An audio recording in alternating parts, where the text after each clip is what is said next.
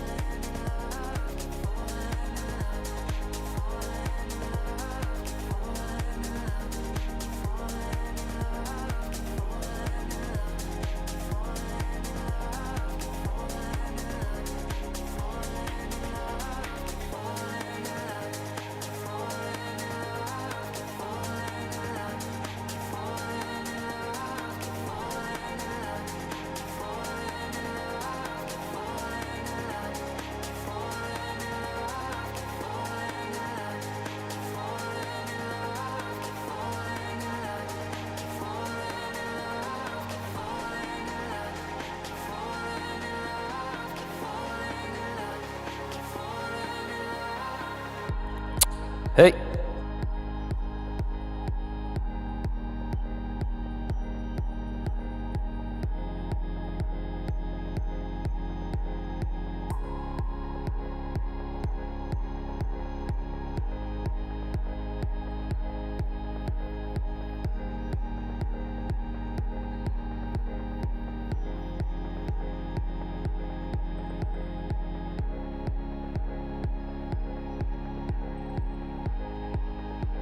Those thoughts in your head might tell you you're not ready.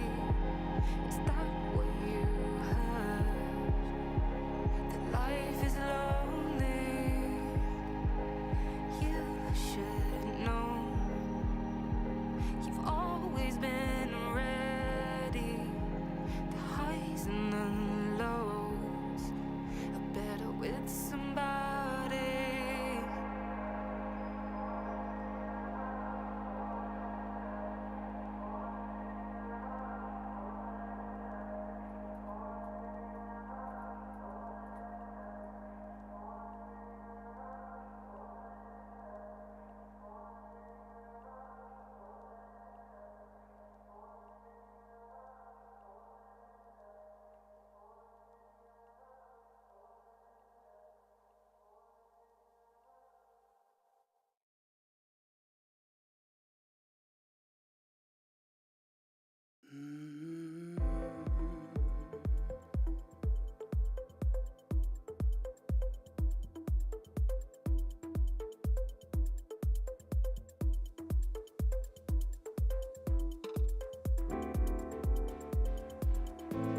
If love is a skill, let me practice on you.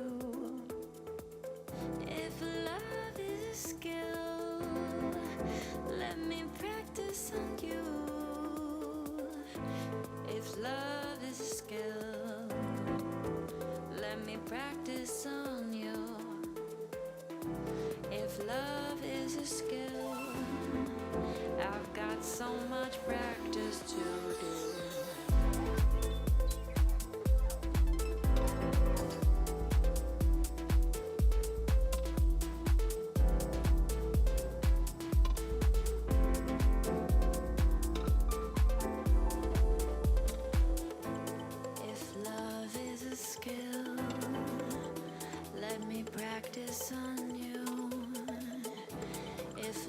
love is a skill, I've got so much more loving to do.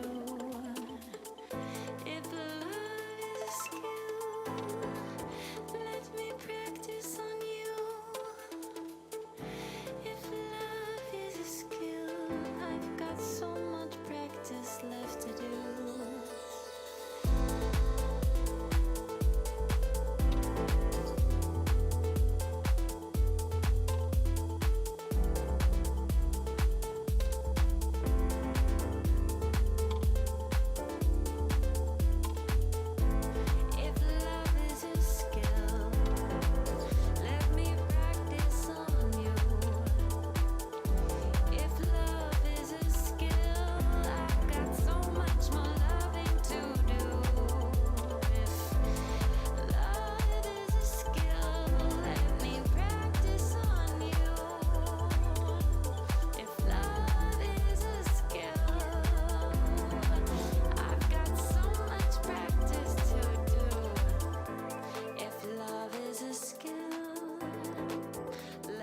Practice on you. If love is a skill, I've got so much practice left to do.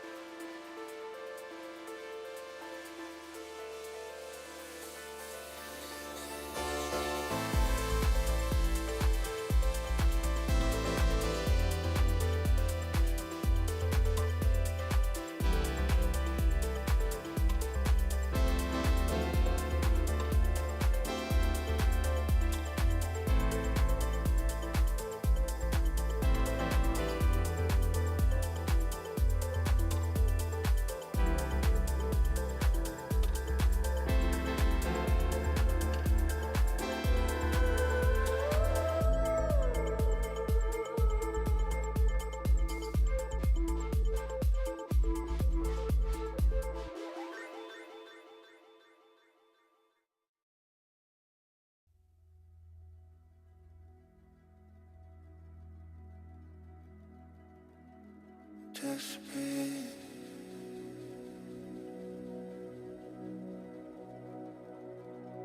Just breathe.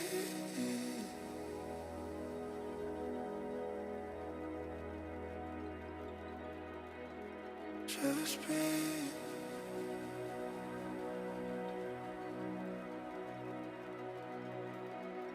Just breathe.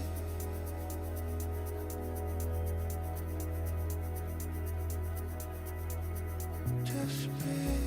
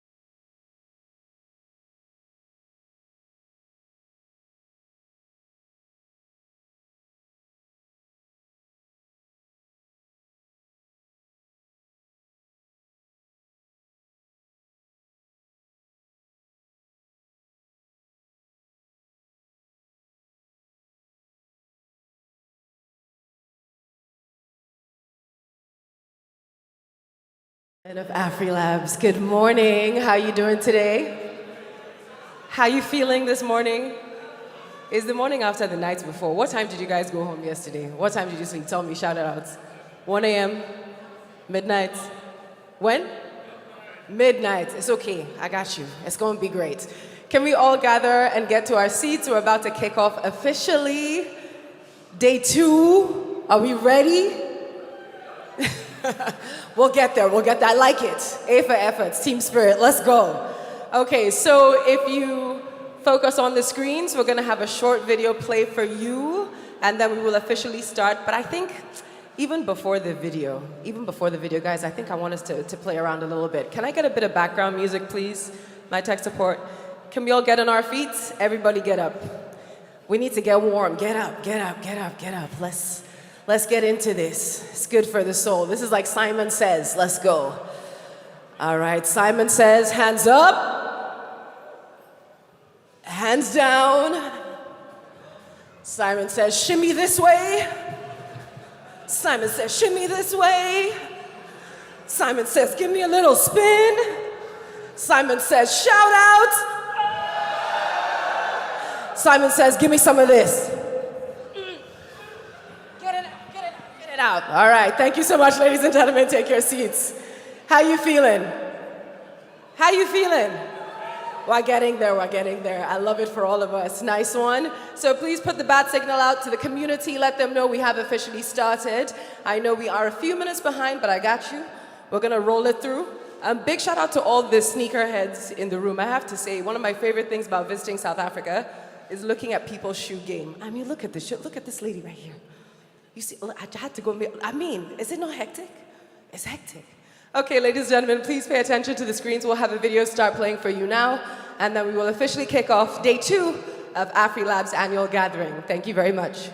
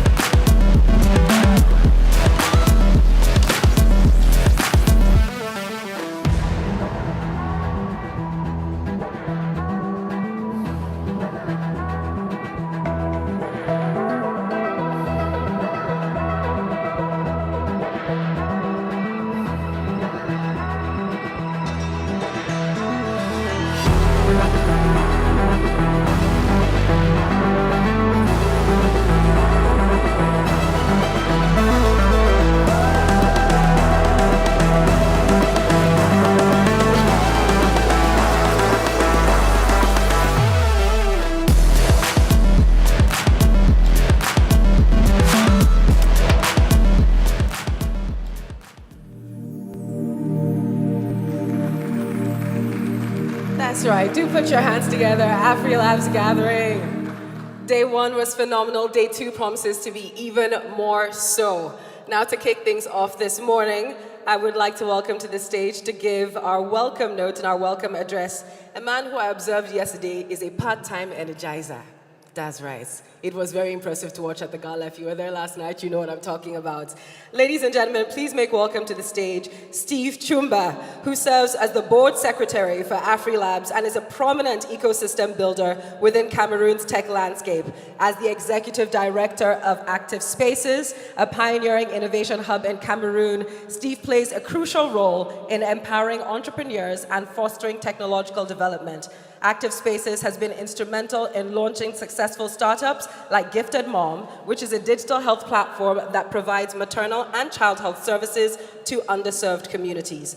In his work with AfriLabs, Steve champions the growth of African startups by promoting collaboration, knowledge sharing, and innovation across the continent. Ladies and gentlemen, again, put your hands together for the board secretary for AfriLabs, Steve Chumba. Make some noise.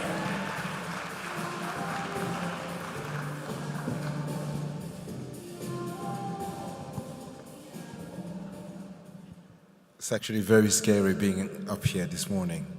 Yesterday it wasn't me, it was somebody, another Steve. It wasn't me. How are we doing today? How are we doing today? That energy. Shall I bring the other Steve from last night back?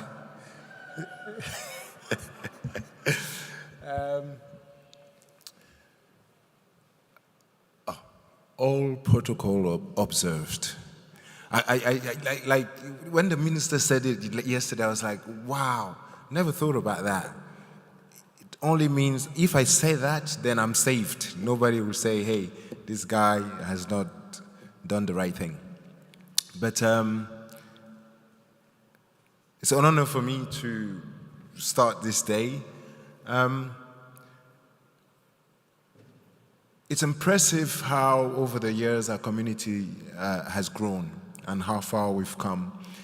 And we've come this far because of the efforts of our members across Africa.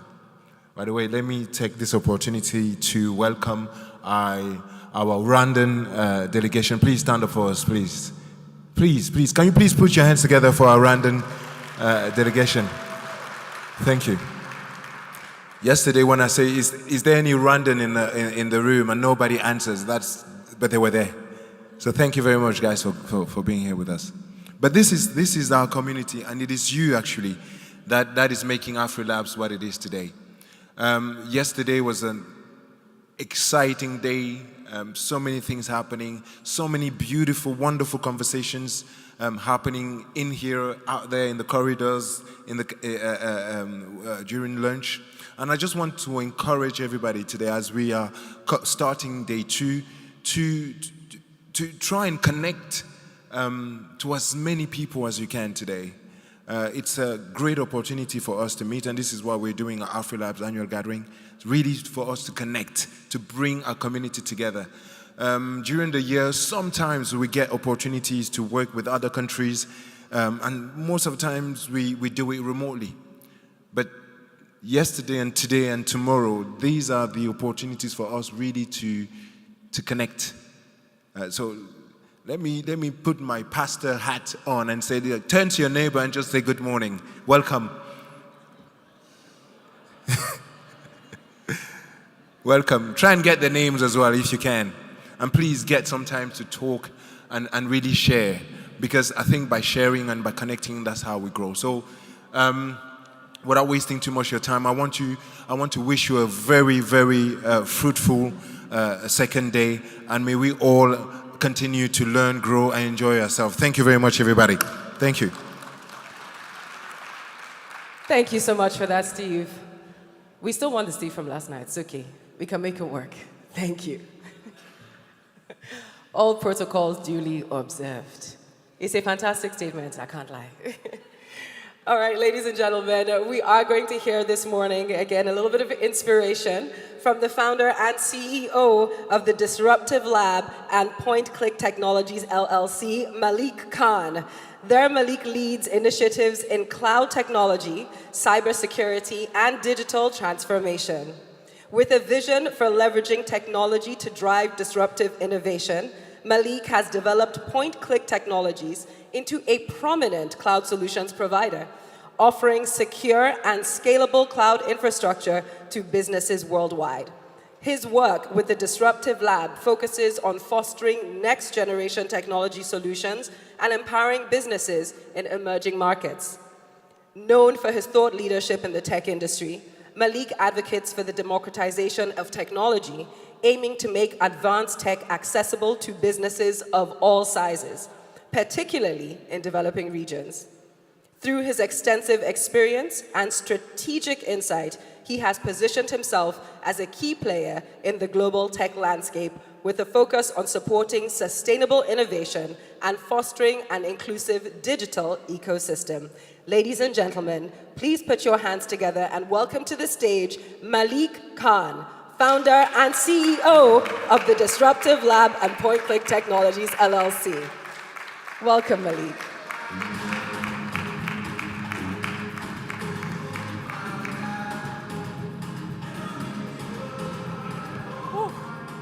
Good morning. If I tell you it's an honor to be standing here, it is truly an honor.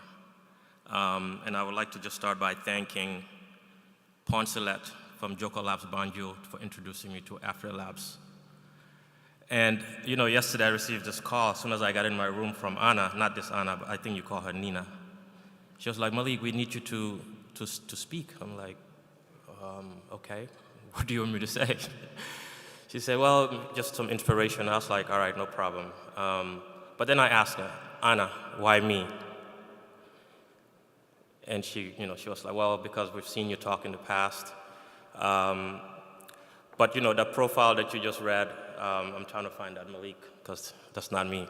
But anyway, the reason I really got involved in Afre Labs and coming back home, I've been in the US for the past almost 30 years. So I came back in 2018 to give back. And the story was when we saw my homeboys, my citizens in the Gambia taking the back road in the boats, we saw a ship that sunk, 300 people died. So my wife and I looked at each other and said, what can we do about this? And then Donald Trump became president then, and he said, he doesn't want the shithole country people to be in his country. So I looked at my wife again and said, we're building America's economy, we're paying taxes, we have homes here, we have businesses, let's go home and do that there. So for some of you guys,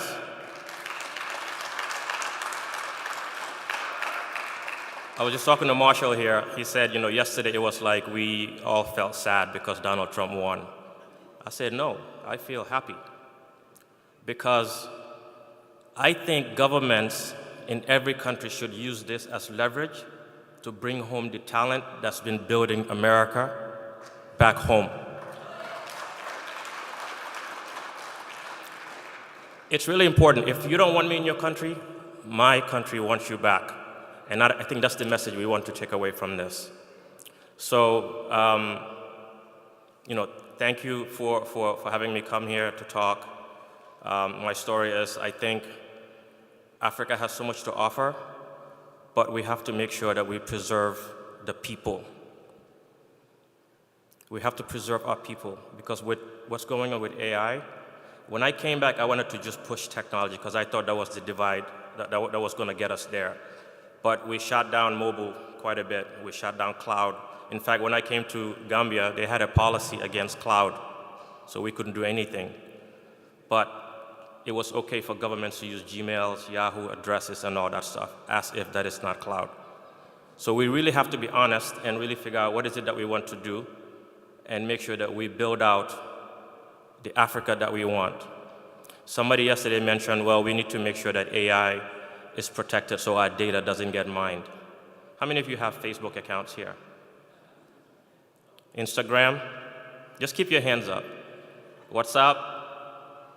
LinkedIn? We all do. Every day we're giving out that data voluntarily. So that data is already being mined. So what is it that we need to do? We need to stick together. Uniting innovation means exactly that. We need to unite as one unit and really build out the countries that we want. I think this is really important. Yesterday when we were in our AI meeting, I said that governments, in terms of policy, they need to prioritize AI. AI is not ChatGPT, folks. It's not just put your RFP there and say, hey, can you build me a proposal out of this? And it spits out information. There's a lot more. There's a reason why the former founders of OpenAI are no longer there, because they've seen something. Just 2 weeks ago, the policy advocate at OpenAI also dropped out because he wanted to make sure that he can fairly assess and give people the information they need to know to make decisions. In June, I was in Mauritius for all the telcos and cloud providers. So all the connectivity in Africa that's going on, all the CEOs were there, and I was honored to be there. But I left there, I wrote an article asking, is Africa for sale? Because it's like we are building our infrastructure for the West to come and buy it. If we do that, what are we going to have left? If we're already on all these platforms giving out that information, what are we going to have left? So it is possible that we can do it, but we need to be together. We need to make sure we bring up, people back. It's really tough when you come back to your country. I've struggled with that because they always look at you as an outsider now once you leave. We have to change that mindset and look at us as an asset to contributing to the things that we want to get done. Just some gaps that I've seen in the ecosystem is a lot of governments spend a lot of money on travel, sending officials to conferences. And when we get together, the ones that are actually making a difference, I don't see them in these seats. What can we do to change that? If they're sending their low-end government people, guys, we'll never get through this stuff. It scares me when I go to bed now, like, wow, what is it that we need to get done? Because I think this is our best opportunity to create the independence that we always wanted. Otherwise, we're looking at digital colonization part 2, where you're going to pay for your stuff using it. If you have an Apple phone, Apple Cash is there, but it's only available in the US today. It's just a matter of regulation and they spin it. Google Pay is there. Everything has been set up and they've already got us in those ecosystems. And when we come to these events and talking about uniting, we need to network. I'll give you a story. My best friend today in the US, I met him at an event.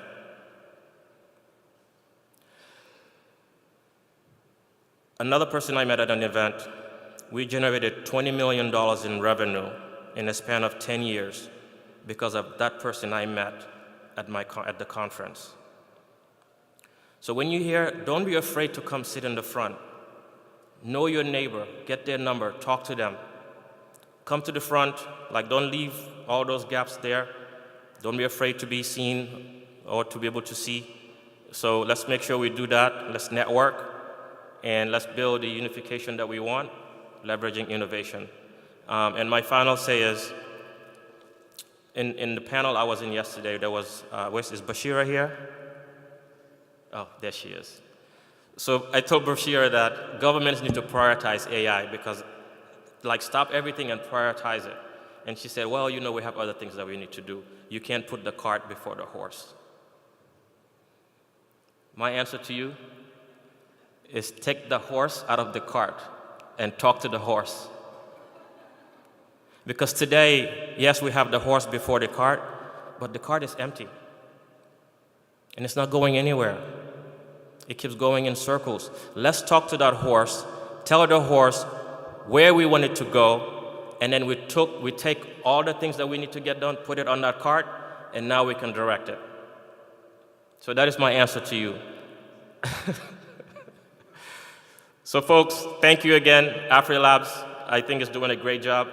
I've been on some calls before, and one of the things I really see is that I think sometimes we're a bit too critical on Afre Labs, but they have a particular role, and us as hub owners, we also have a role to play, and you have to play your part. You can't come on these calls and be complaining all the time about, you need to find me funding to travel. No, that's not their job. You find your own funding to travel.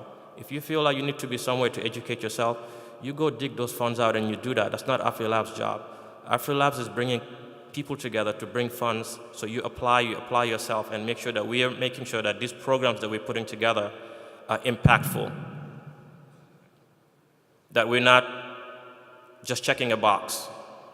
A lot of organizations out there check boxes, and we don't want to be on that wheel of checking boxes. We want to make sure that there's enough funds to do the programs and that it's being impactful and we're creating the jobs that we want. Marshall's been in South Africa, you said, for what, 8 years, 18 years? 8 years? South Africa is the biggest economy in South Africa. Almost $400 billion. But they have over 30% unemployment rate. That's bad.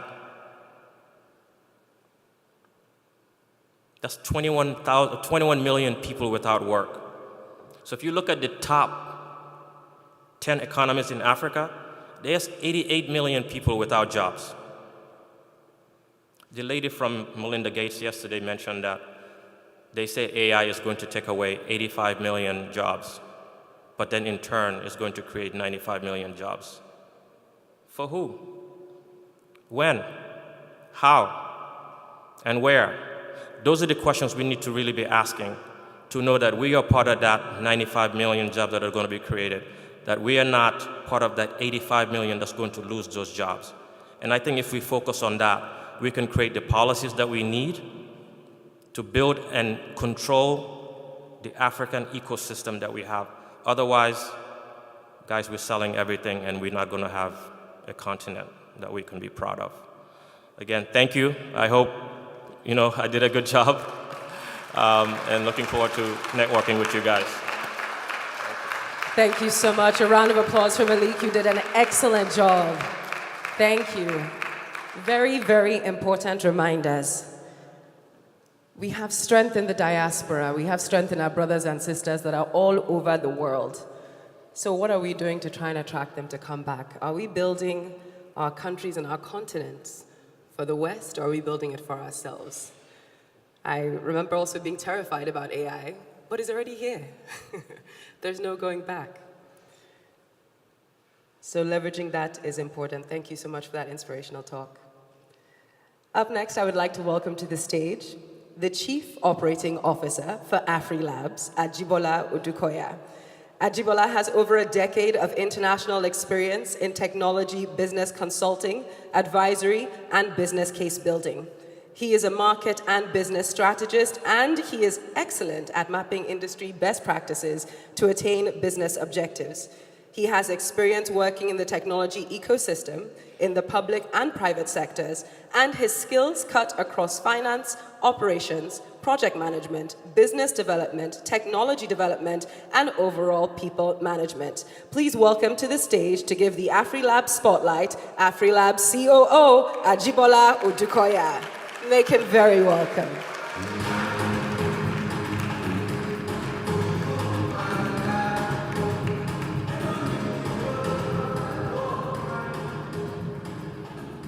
Good morning, everyone.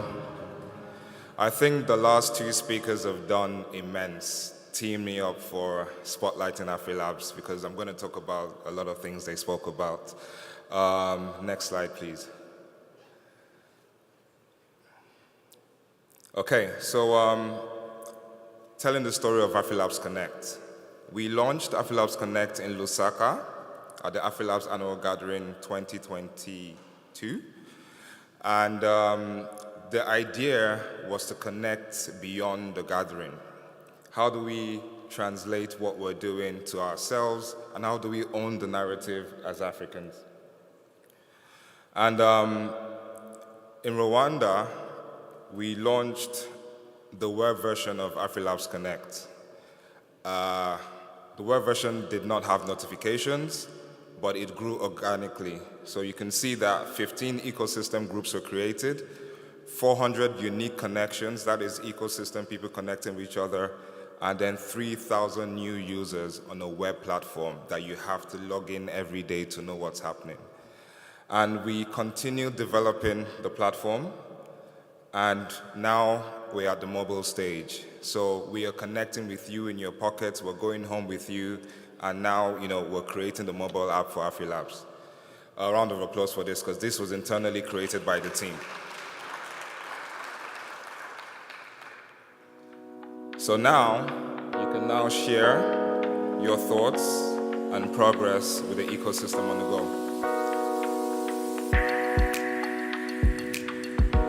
Seamless interaction with the community, and also manage your network on the go as well. So you can manage your connections, follow followers, search for people in the ecosystem, search for people in regions that you can't reach. And then, as you can see, everybody in the community is helpful. So whoever you connect to would definitely show you a way and how to move forward. And it's not just about creating an app. We then built a deal room on top of it. So we realized there's a gap for scale-ups in Africa. These are startups who have done well, raised money, and are looking to the next level. We spent the last year gathering 4 investors with a portfolio value of $2.5 billion, and 22 startups have applied. 95% coming from our hubs who have VC arms, and the other 5% really interesting businesses coming from all over Africa. And the investment starts from $100K to $50 million. So this is a gap that AfriLabs is filling actively. And then we then went into strategic partnerships with the like of Plug and Play. Plug and Play is the biggest VC in the world with 35 unicorns.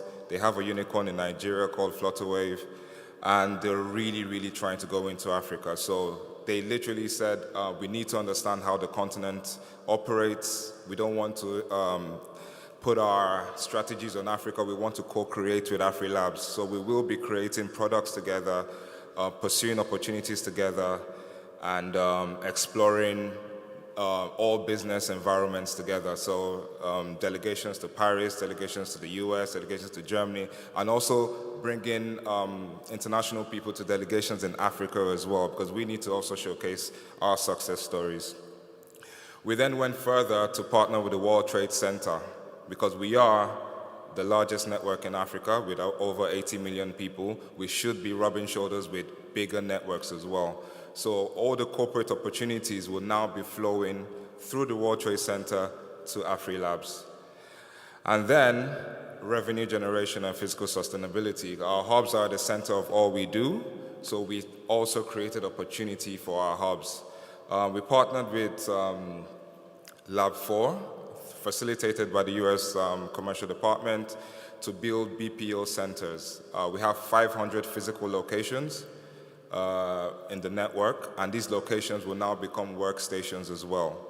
So these are not jobs that you think you're working for Google or Amazon. No, this is targeting the US SME market. So you will not be a call center person, you'll be a manager, you'll be a HR person, like proper roles on these jobs. And a revenue projection, quick maths, if you have 50 workstations in your hub and you can run 2 8-hour shifts, we can guarantee you $300,000 a month. And that would do very well for your communities and also for your businesses. Then went international to partner with the Saudi Ministry of Trade and Investment. You can see the executive director there holding the MOU. And this is facilitating trade between Africa and Saudi and more opportunities for our network as well. Also partnered with UMP6 in Morocco, the Venture Studio, and also the university. And the Korea Africa Foundation as well, so we're going over to the Far East as well, so the voice of Africa is felt all around the world.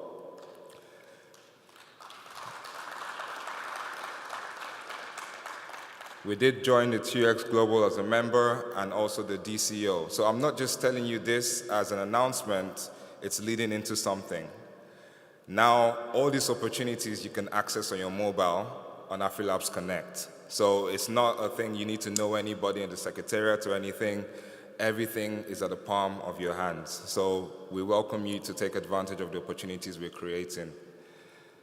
And we did speak about AI. In Rwanda, I did mention that we launched our own AI called Amari. We've been building it internally using our 14 years of Africanized data, and now we're ready to open our library and add it to the global libraries as well. So in the next year, you will be getting new information you've never gotten in the world before. This is new information. So you're getting global information mixed with Africanized information, and you can then use this data however you please. So we will start with a search engine, and then from there, we build it into the app in general. And yes, this was not done by myself alone. It was done with the help of my senior technology officer, Abdul. I would like to call him to the stage to lead us to the future of AfriLabs. Please make Abdul very welcome to the stage. And ladies and gentlemen, a quick side note. Ajibola, we're going to put you on the spot. If you do have questions or comments, yes. we will be sending a microphone around the room, so please just indicate and we'll get one to you. Thank you. Thank you very much. The future of AfriLabs Connect is it's a lot. It's a platform that we intend to make sure that it caters for the community. And then the next phase of AfriLabs Connect, aside from the mobile application, we intend to bring in the AfriLabs Academy into AfriLabs Connect. So it's a platform for the community. That way we get to bring in educational resources for you to be able to, for the community to be able to have access to. And then also Marketplace. Marketplace is going to allow the community to be able to trade information, trade resources, trade products across the continent. And then, as mentioned during the presentation by Ajibola, we have AfriLabs Connect Day Room, which we're going to have a much digitized platform that's going to allow the matching of these funds and also the startups that are going to be needing them. So we can't do this alone as AfriLabs. It has to be a community thing. And then we are calling everyone, all stakeholders, to come together, partner with AfriLabs so that we could be able to achieve this. So the mobile application is going to be launching on the 28th of February, 2025. So from this day, you'll be able to have access to opportunities as mentioned by Ajibola on the mobile app itself. So with this, we are calling all partners, especially the media partners, to help to come together, partner with us for us to be able to amplify and make sure this reaches the necessary audience. Thank you for your time. I will hand over to Ajibola.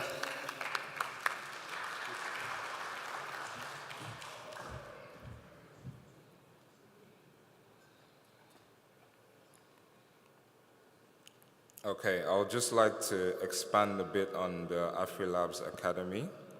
It's next year, AfriLabs Academy will be 5 years old.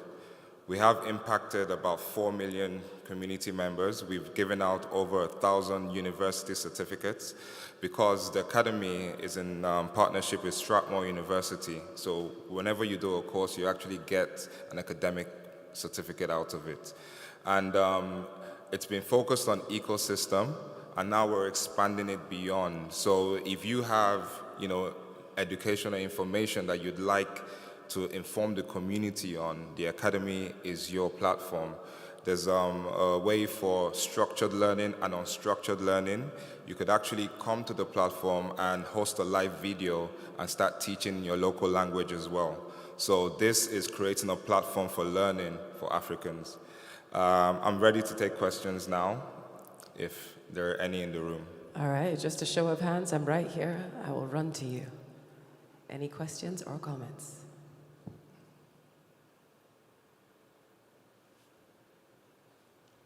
Don't be shy. Oh, we have one right there. I got you, sir.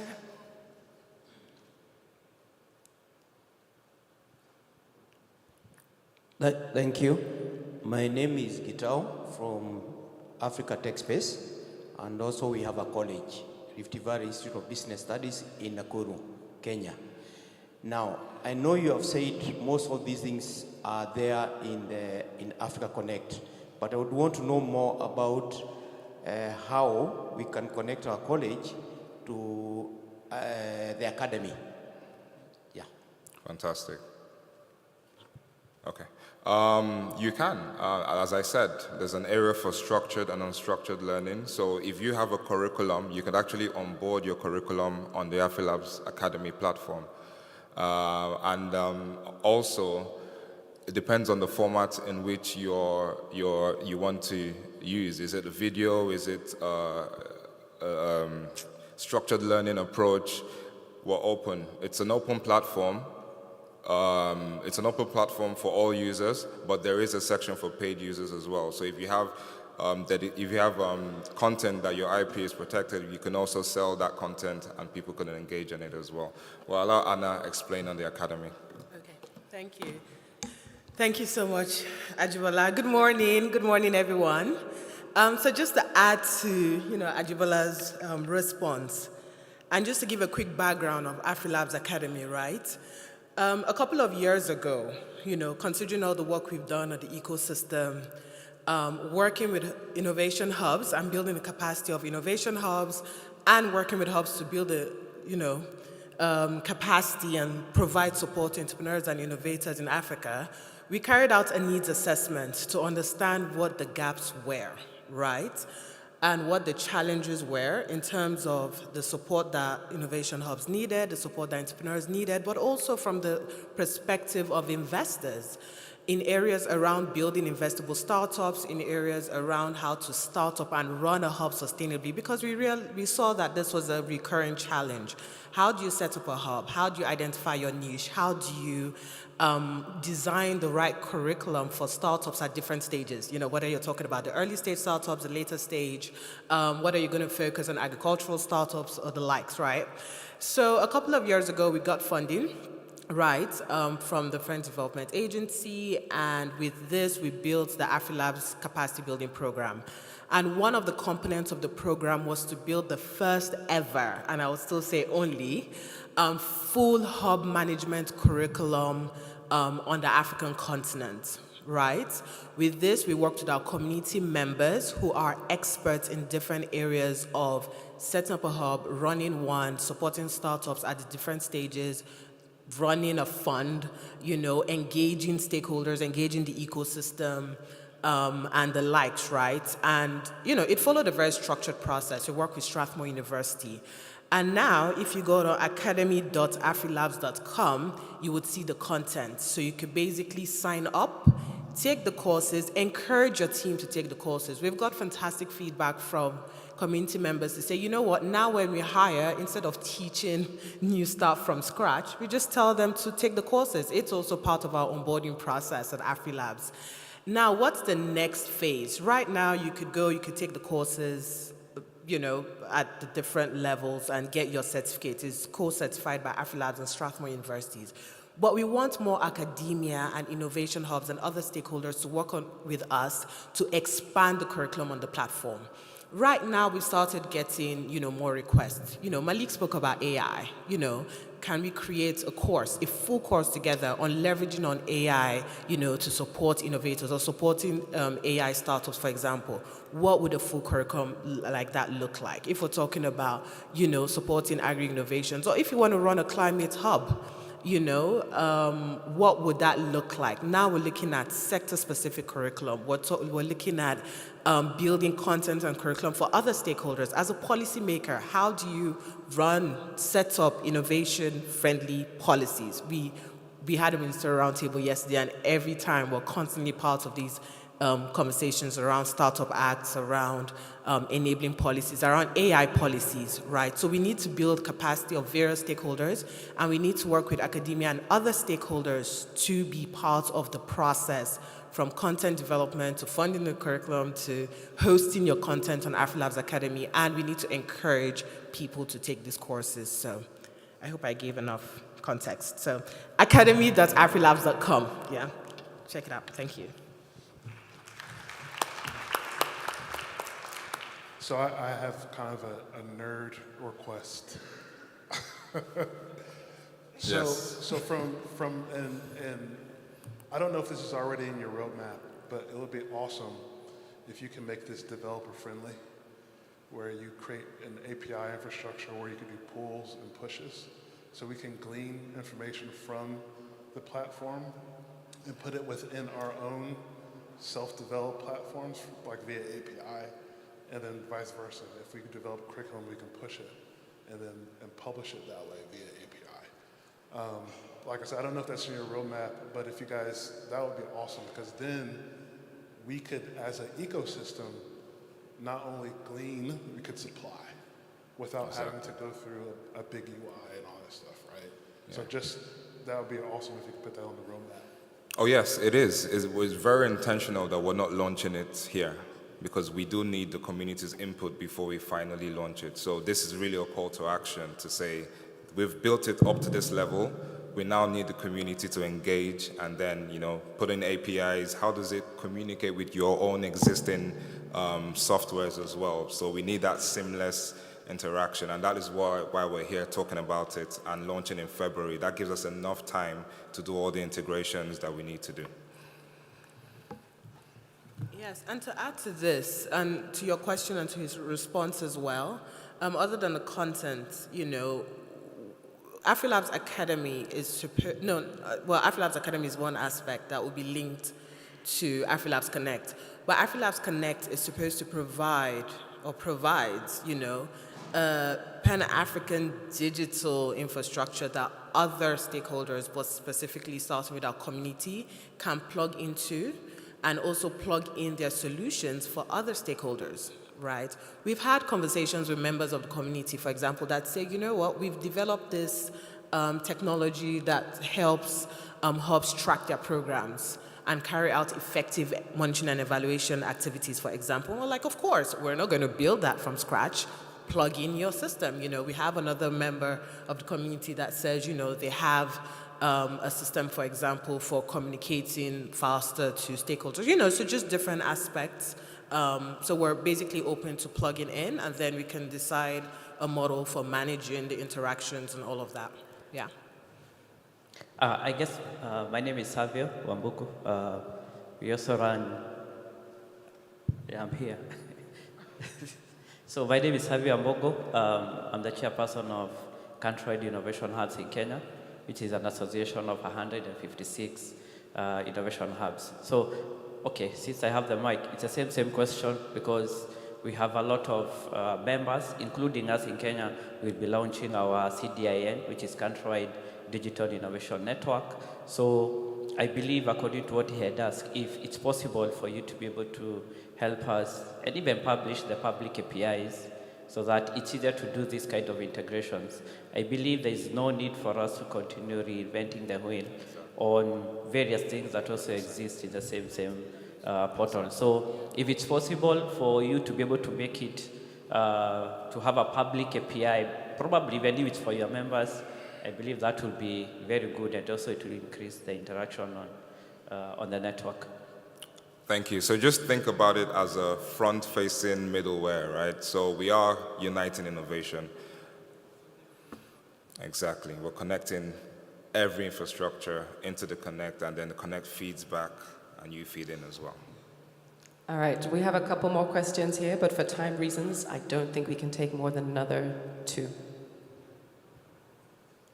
Good morning, everyone. Good morning. My name is Nwabisa Zakane from Port Elizabeth. I'm in the nutrition healthcare business. My question is, I wanted to ask, does the platform offer mentorship and shadowing? Since you've mentioned that people are able to post their content on their own business view. I'm a startup, and if I go into the platform and I see someone doing something similar to what I'm doing, probably in a different level, is there a way for me to be able to have access to that person for shadowing spaces or anything like that? Oh yes, so if you see the person's post on the feed, you can follow, you can message. So there's a messaging side of things. You can inbox the person. You can reach out to the person as well, because we are going to put chat and video calls as well eventually. So yeah, we are literally connecting everyone together. So it's a large continent, right? We're breaking down the borders using AfriLabs Connect. Thank you. My name is Lucky Nechizati from Yanda, based in Mpumalanga. I'm the center manager. I wanted to check something when it comes to persons living with disability. Do you guys have resources or tools that we can use to communicate with blind people because we're in the process of trying to onboard persons with disability in our center. Because I've realized that most of the centers, they are not involving deaf people or blind people in the centers. Because that is what we're trying to achieve in making sure that persons living with disabilities are becoming innovators and entrepreneurs. Thank you. Thank you for that question. The straight answer is not yet, but we are going to work on it, right? It's interesting that you mentioned this because we have a hub that is about to be part of the community as a hub. It's a disability innovation hub. It's based in Kenya, and they focus on supporting innovations that address that. You want to say something? Yes. So, and the person who runs it has been part of the AfriLabs network for the past decade. So we're going to partner together to address things like this across all our platforms and interactions. Yeah, that would be very interesting if we can partner together to advocate that. Fantastic, let's do it. Advocate and find and build the solutions too for it. Thank you so much. Thank you so much. Thank you. Do we have time for one more question? This one here. This is more sort of a comment and a call to action. I immediately see the potential of this as the LinkedIn of Africa. And if you can imagine the scale and size of LinkedIn and the connection opportunities that generate opportunities and impact globally, I think this is an amazing initiative. So I'd like to, invite everyone, sign up for the web app right now. I currently think it's active, you can sign in. And then as soon as the mobile app launches, everyone in this room should be the influencers for the growth of this network for the next 10 years so it can outcompete that American counterpart. So yes, let's go for it. Thank you. Thank you so much. Thank you so much. I think that is it for the question and answer session. Thank you so much, Anna and Ajibola. Please, a round of applause for them. Thank you. AfriLabs is doing a lot, and so are the hubs, so it's phenomenal to see. It is now time for our Fishbowl conversation to take place, and that will be led by John Rexford Nzira. Please make him welcome to the stage. He's a passionate advocate for youth development, driven by a vision of inclusive economic growth in Africa. As Executive Director of Twende Social Innovation Center, he creates opportunities for young people to acquire 21st century skills through programs focused on creativity, innovation, and practical skills development. He believes that fostering these skills will allow youth to become active contributors to Africa's economic development. He has successfully overseen the development of impactful projects at Twende, including Design for Second Life Innovations by MIT D-Lab, Samsung, and Koika, the establishment of innovation clubs in schools, and the introduction of a pioneering program focused on increasing female participation in innovation and hardware technology.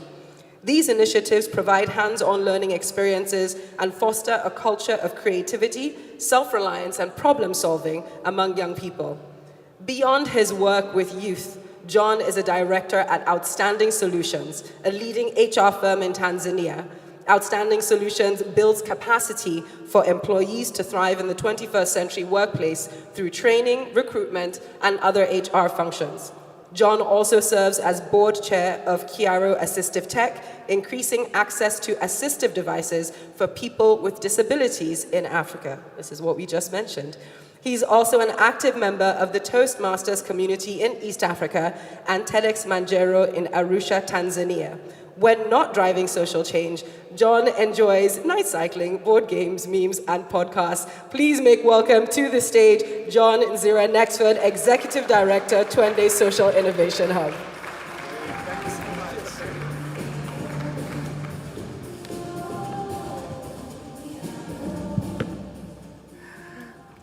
Good morning, Afre Labs. Good morning, Afre Labs. I need to hear some noise. Make some noise. Good morning, Afre Labs. Great. I do not know who that guy is, whatever they were saying. I know the guy that's in front of you made people wiggle yesterday, and the rest I do not know. But it's a pleasure being with you this morning here. And this serves as one of those things. I am a huge victim of FOMO, that is fear of missing out. But what a pleasure and a delight that AfriLabs has designed something for us to have what we call JOMO, the joy of missing out. You can't be in all tracks all at once and gather and grasp everything that has been given. And that's why we're having today a Fishbowl conversation where we're going to have some key highlights and nuggets from the people that had led these tracks and who were there throughout these tracks. So I wouldn't take a lot of your time. Let me go ahead and introduce our first panelist in the Fishbowl conversation. This is the managing partner at Consult, an investment advisory consulting firm with offices in Nairobi, Kenya, Kigali, Rwanda, but working across Africa. He is the board member and treasurer at the African Federation of Business Angels Network, AFBAN, and AfriLabs. Previously, he served as a board member and treasurer at the Association of Startup and SMEs Enablers of Kenya. He is now the treasurer, and is also the treasurer at the Association of Countrywide Innovation Hubs. This guy is a treasurer. We're talking about money. Money, money, money, money, money. Ladies and gentlemen, give it up for Jeremy Riro from Labs. Make thunder, make thunder, make thunder. We're talking about money here. He was the track lead of the investment track, and he'll tell us what, apart from wiggling, what happened yesterday. Next on stage, I would like to invite Nadia, who is a serial entrepreneur by passion and engineer by training. She's the co-founder and CIO at WarmHub, a unique ecosystem builder supporting innovation along the STEM, that is science, technology, engineering, and manufacturing value chain, including building talent, incubators, and accelerators. She is passionate about cybersecurity, entrepreneurship, equitable technology, fostering prosperity and emerging economies, and engineering better societies. Put your hands together, ladies and gentlemen, for Nadia Moseji, the co-founder of WarmHub. Make some noise as she comes to the stage. Great. With us today, we have a real-world Aquaman. His name is Arland Savo, and he's the managing director of Ocean Hub Africa, an accelerator focused on supporting ocean impact startups across Africa. With a background of sustainable business practices and innovation, Arland, I hope I'm pronouncing that right, the French way. French-speaking people, please correct me. Arland. Under his leadership at Ocean Hub Africa, Ocean Hub has become a driving force of innovation in marine conservation, sustainable fishing, ocean-based renewable energy, helping nurture impactful ventures that contribute to the sustainable development of Africa's oceans ecosystem. Ladies and gentlemen, make some waves for the real-life Aquaman. Where is he? This is Arland Savo. Waves, waves, waves, please, waves.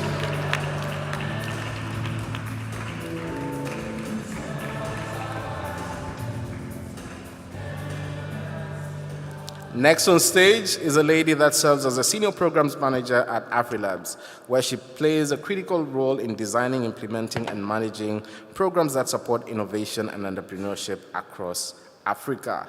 Her efforts are key to bridging resources, knowledge, and enable African entrepreneurs to thrive in a competitive global environment. We all know who we are talking about here.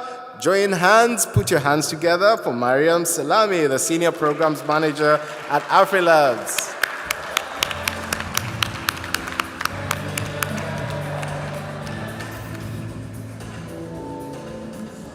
She'll tell us what happened in the data and AI track. Last and definitely not least, ladies and gentlemen, this is the co-founder of Binary Labs, a pioneering organization focused on harnessing the power of technology and innovation to address societal challenges. Her work reflects a deep commitment to inclusive growth and technological empowerment, particularly for underrepresented groups. This lady, her leadership at Binary Labs emphasizes on collaboration and impact, bringing together tech enthusiasts, industry experts, and social innovators to create solutions that address real-world needs. She is recognized for her strategic approach to ecosystem building and her dedication to bridging the digital divide, making her a respected figure in the field of African innovation. And my, oh my, she has my respect. In Tanzania, we call her CR or CRB. Join hands as we invite Catherine Rose Barreto. Fun fact, she told me that she grew up with people called John, Tom, and she had 9 letters to write as her name. This is Catherine Rose Barreto. Yeah, there we have it, ladies and gentlemen. These are the people that will tell us more about what happened yesterday. What did we miss out?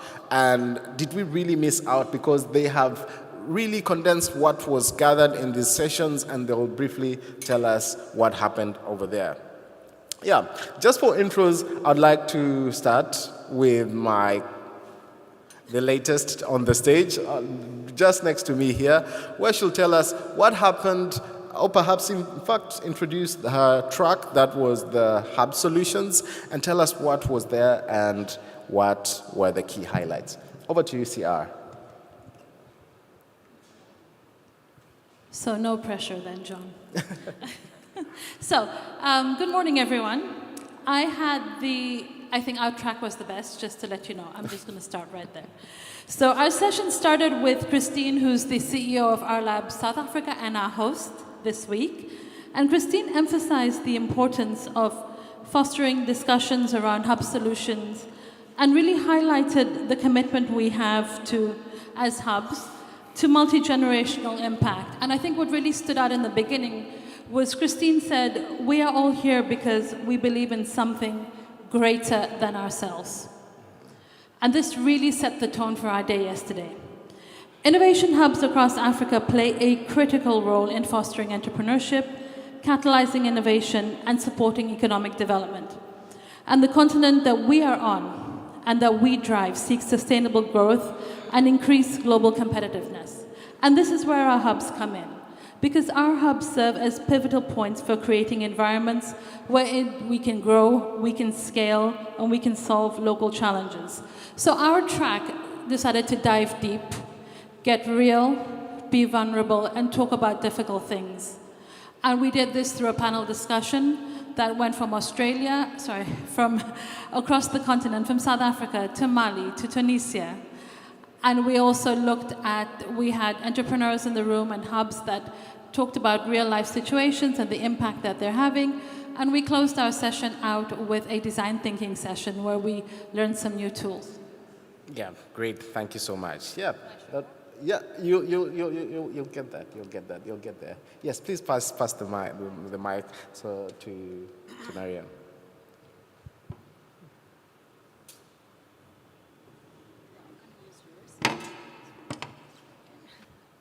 Hi. Well, thank you. Amazing learning about the hubs. Good morning, everyone. I do think, however, that our track was the best track, and I think it's going to be...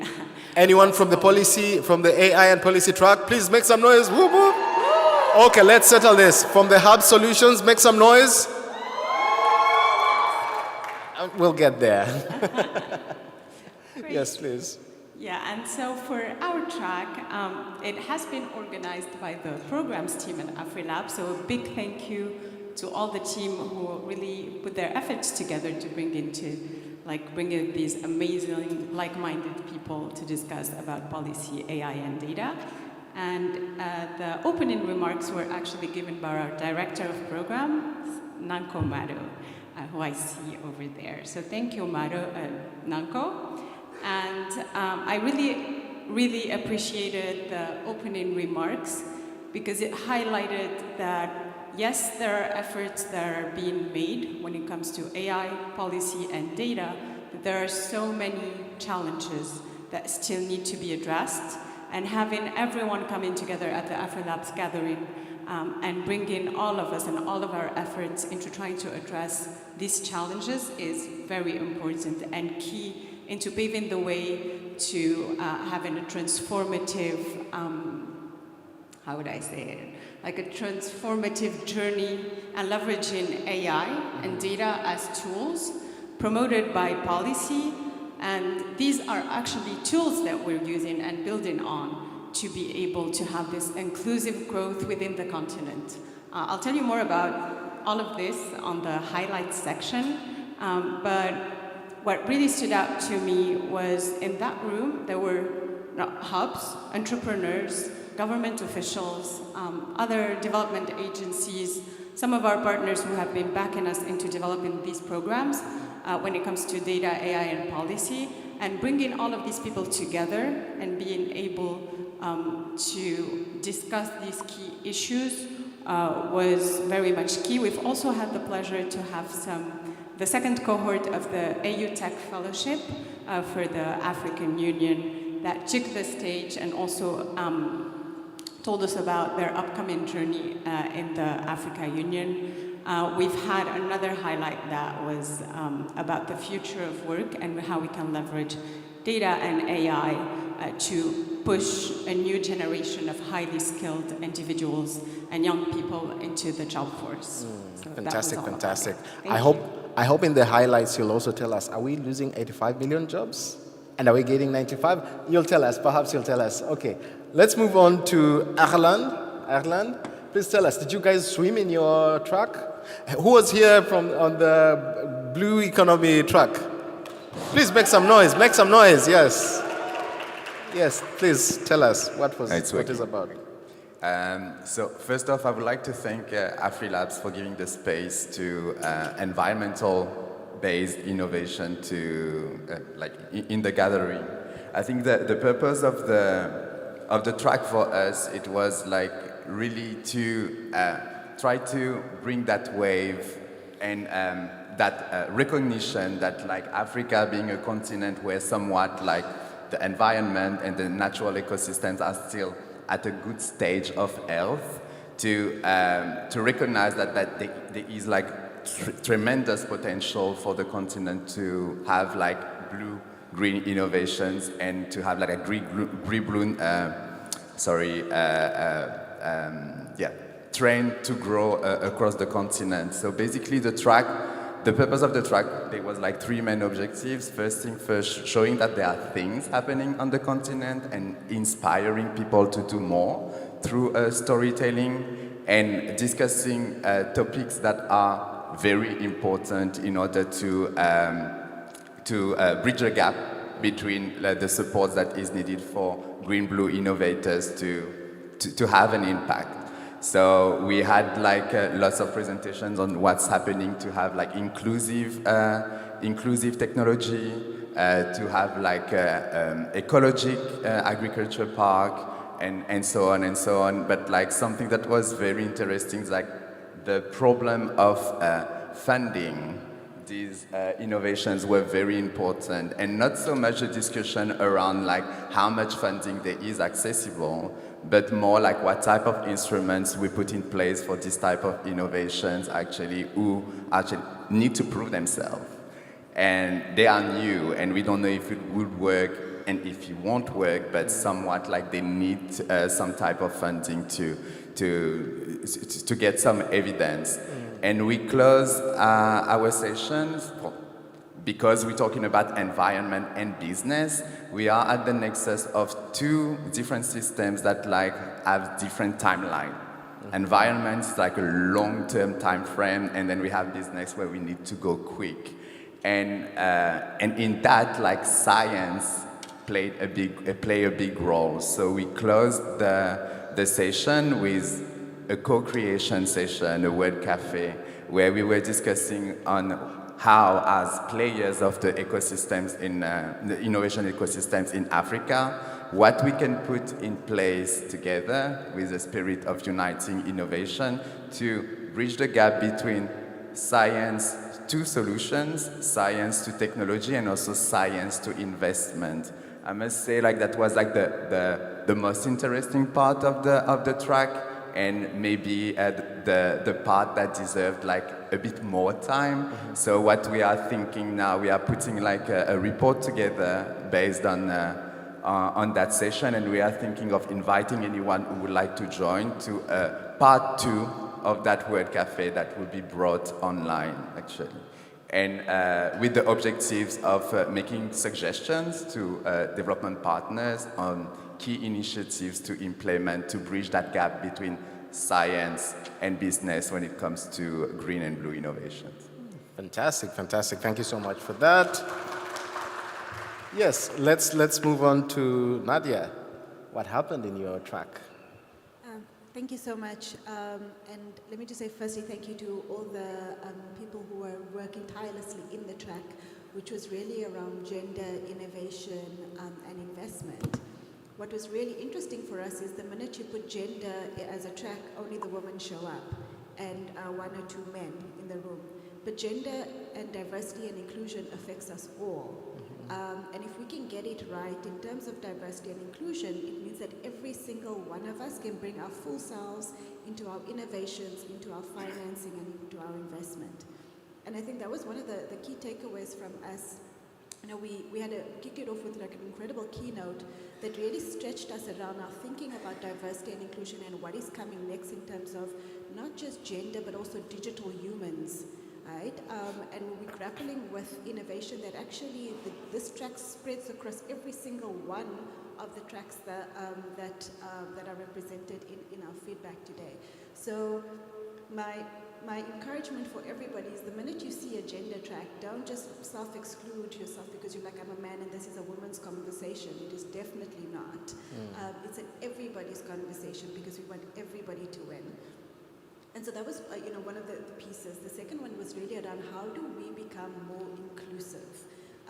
And it's not just around making sure that we have diverse panels, but also that everybody is physically able to participate in our sessions. And I look at this morning, we've got really great steps, but no ramps. And so, there's a common thread this morning that speaks about disability access, and it was something that came up in our panel yesterday. What was great about the entire day was it was such a mixed medium of conversations. We had an incredible keynote discussion. We had really interesting panels that stretched the conversations. We had videos, highlights, we had workshops. So it was really a mixed bag of being able to really engage with the community around different pieces. I'm going to echo the piece around funding and investment because I think that there's definitely a common thread here around not enough money going into diverse founders across the board. And what was interesting was on the panel we spoke about gender lens investing, and most of the gender lens investing and all the funds that are leading gender lens investing is all run by women. And we really love to see male founders, male investors being able to be part of that conversation. So the question is, how do you actually get everybody to be allies and champions? Because I think that is one of the critical issues that's going to move us across the line. Because unless it matters for you, there's a so what for you, you're not really going to care about it, right? And everybody goes, oh, we've got to think about our wives and our daughters. No, we're going to think about everybody, right? When we have diverse teams at the design table, it means that we're going to get better solutions. We've got a whole lot of innovation that is dying because we just don't have enough money to get there. And it takes a village to raise a startup. And so all of us as villagers need to be able to put our money, our resources, our skills, our knowledges, and our networks behind making sure that diversity, inclusion, and ultimately gender across the spectrum, whether you are human or digital human, so that you can make sure that we all thrive. I think that was our, the key messaging yesterday. Okay, fantastic. Thank you so much. Thank you so much for that. And I believe it's cross-cutting. It's something that's much needed, and it should be there in all conversations, cross-cutting. Thank you so much. Yes, Mr. Money, tell us, apart from the serious stuff we talked about on money and all that, and the unserious stuff, which you might also want to share, what went down in the investment track? Thank you, and good morning, everyone. Good morning. You all look good from up here. I like what I'm seeing. I'm jealous of the people who have been here from yesterday. But on a serious note, before I start, I would like to thank one very important person. All these trucks who are running, of course, there was a lot of coordination and you were helping when you were on the ground. But there's one lady called Nina. Big shout out to Nina. If you're watching, Nina, if you're watching, you're the real OG. Yeah. You made all this happen. Her coordination is so seamless and smooth. You would think she's in the room. Oh, we found this person. Hey, yeah, he's here. Hey, move to this room. And you're like, are you here or are you in Nigeria? So Nina is doing a good job. Big shout out to her for making this happen. I just had to let that out as a board member. You know, we have to appreciate people who are doing really good job. Nice. So I like that. Now, on the investment track, we started before even the annual gathering. There was a webinar around unicorns versus zebras. So trying to see in Africa, we're having a few unicorns hitting $1 billion valuation. But most of our businesses, 99% of them will never get there. So we started sparking a conversation around that. And so the whole track was about looking at the investment landscape in Africa, looking at what are the trends, where are we coming from, where are we right now, and where are we headed. A few years ago, we were not raising up to even $1 billion of funding in the tech startup space. But right now, we hit about 6 million, and of course, there's the winter that has come. We hope with MAGA in the US, we'll also make Africa great again. We have some money coming here as the current kind of low-key recession ends. But the discussions were more about what are the trends, where are we right now, looking at that dichotomy of how do we build unicorns, how do we build big businesses, because we need them. They create majority of the jobs, and they support a lot of strategic sectors, but also not forgetting the peri-urban and the rural communities where we have a lot of these small businesses, always generating good, decent profits, but not making ridiculous amount of money, but they need some funding for them to scale. We navigated through the conversation around, for investors, they're looking at the risk-return kind of dichotomy also. I want to make money, I can see potential, but there's also these high chances of failure. And so also trying to navigate and see how do we then have funds and investors that are focused on the continent and really looking at the specific context in which this business is operating and supporting them from that perspective without trying to transfer the Silicon Valley model, as it were, to this particular continent. So quite a lot of good discussions went in there.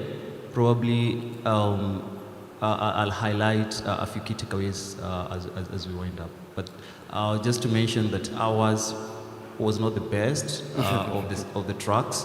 It was the highest voltage and the highest in GDP per capita concentration at any given point throughout the day.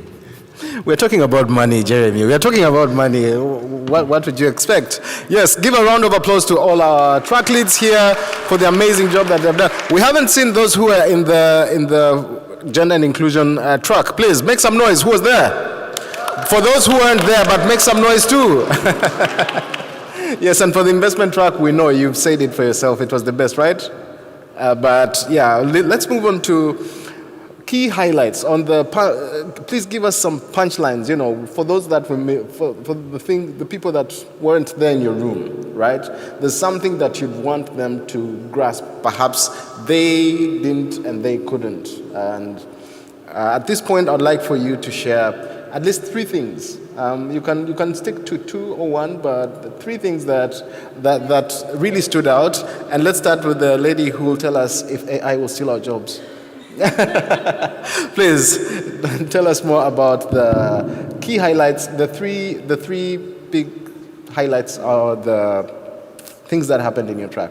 Thank you, John.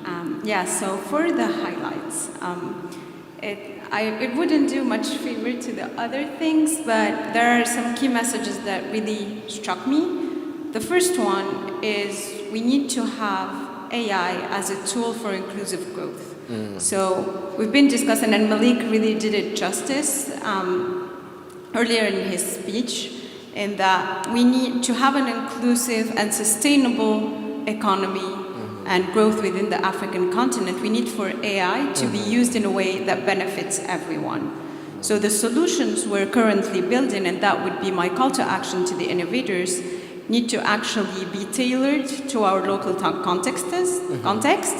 And so that would include the multilingual context that we're at, but also everything that encompasses the cultural diversity of Africa. We're a very diverse continent, very rich continent. So my call to actions to everyone who's building AI solutions is to really look at the bigger picture and try to integrate this diversity in order for AI to benefit everyone. Then the second key highlight, and that was a recurrent theme throughout the day, was about data sovereignty. So as we're building these frameworks, we need to build for solutions and frameworks that have our data controlled and owned and within the African borders. And that would really push both the economic development, but also ensure the privacy, keeping the data within our borders. So that is a very important message there, is how do we actually develop these frameworks and also have a supportive policy that keeps data owned and controlled by Africa. And then the third highlight that I would love to speak about is about youth empowerment. So we are a very young continent and we're a very competent continent. And in order to drive the tech innovation, we need to be building capacity for our youth. So AfriLabs is doing so through the AfriLabs Academy that's really growing and going ways, but we also need all of the community input that both Anna, Ajibola, and Abdul were calling for earlier. And then maybe one last thing I would love to highlight is when we build for these solutions, we really in that bias. Yeah, a round of applause, a round of applause. We need AI for Africa, Africa intelligence, they call it. Right. Yes, Nadia, please tell us something about the gender and inclusive track. What were the key highlights? And if you would, yeah. Sure. So I think the biggest takeaways is that in order to build sustainable ecosystems, they have to be inclusive. And again, that means that they are diverse, that everybody is well represented, and that everybody can actually bring their full potential into the spaces in which they operate in. We spoke a lot about funding and investment as well, because those are some of the critical challenges. But on the flip side of that, we're seeing that the lack of funding and investment, we're starting to see really innovative financial solutions being built, leveraging technology. So, sometimes when you have so little money going into a space, and I've said this many times, I don't know if female founders specifically, if our money does like yoga and Pilates, because it just stretches further than everybody else's dollars, right? And so, the data is there that inclusive teams, diverse teams are making more money for investors. There's a higher ROI, and so we really need to make sure that we get our money behind it. And it started at an angel level, right? Because on the continent, we just don't have friends, family, and fools. I mean, so how do we start to create better angel networks? How do we start to do it for ourselves in a space where there isn't enough of those first checks going in? And making sure that the teams are inclusive, because the innovation is there, the markets are there, the opportunities are there. And then the last piece is around, thinking about how do we make sure that when we talk about gender, that we are really encompassing everybody. And so, again, the takeaway here is that if you see a gender track, the next gender track that AfriLabs next year, I just want to see it being inclusive of everybody, that the guys feel that they are very welcome because they are part of the conversation, because it's really important for them to be part of it. And then the last piece, which was on the innovation side, is really around, we're starting to see a wave which has been driven a lot by all the initiatives around getting more young women and young people into the tech industry.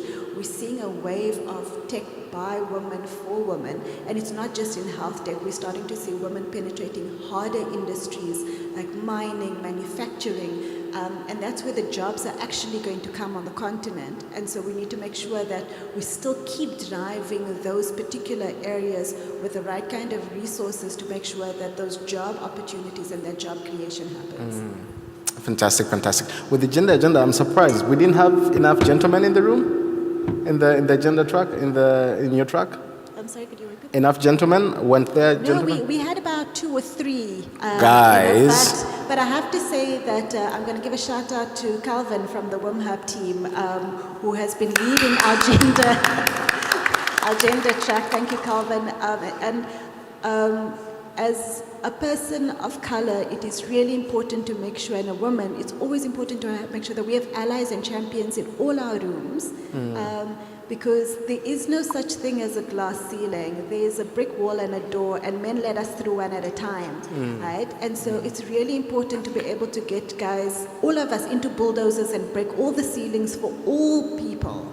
And so it requires men at stage 1 to go, we allies and champions, and we're seeing this across the board, whether it's investment, whether it's in sustainability, whether it's in inclusivity.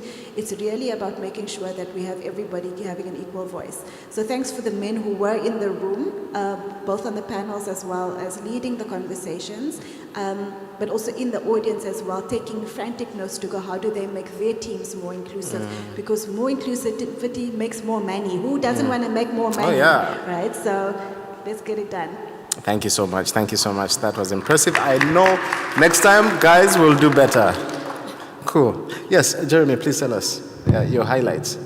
Yeah, so thank you very much. So the first thing is money makes us emotional, and it's emotive when you discuss money, whether it is taxes or losses in businesses or whatever. But money itself is not emotional.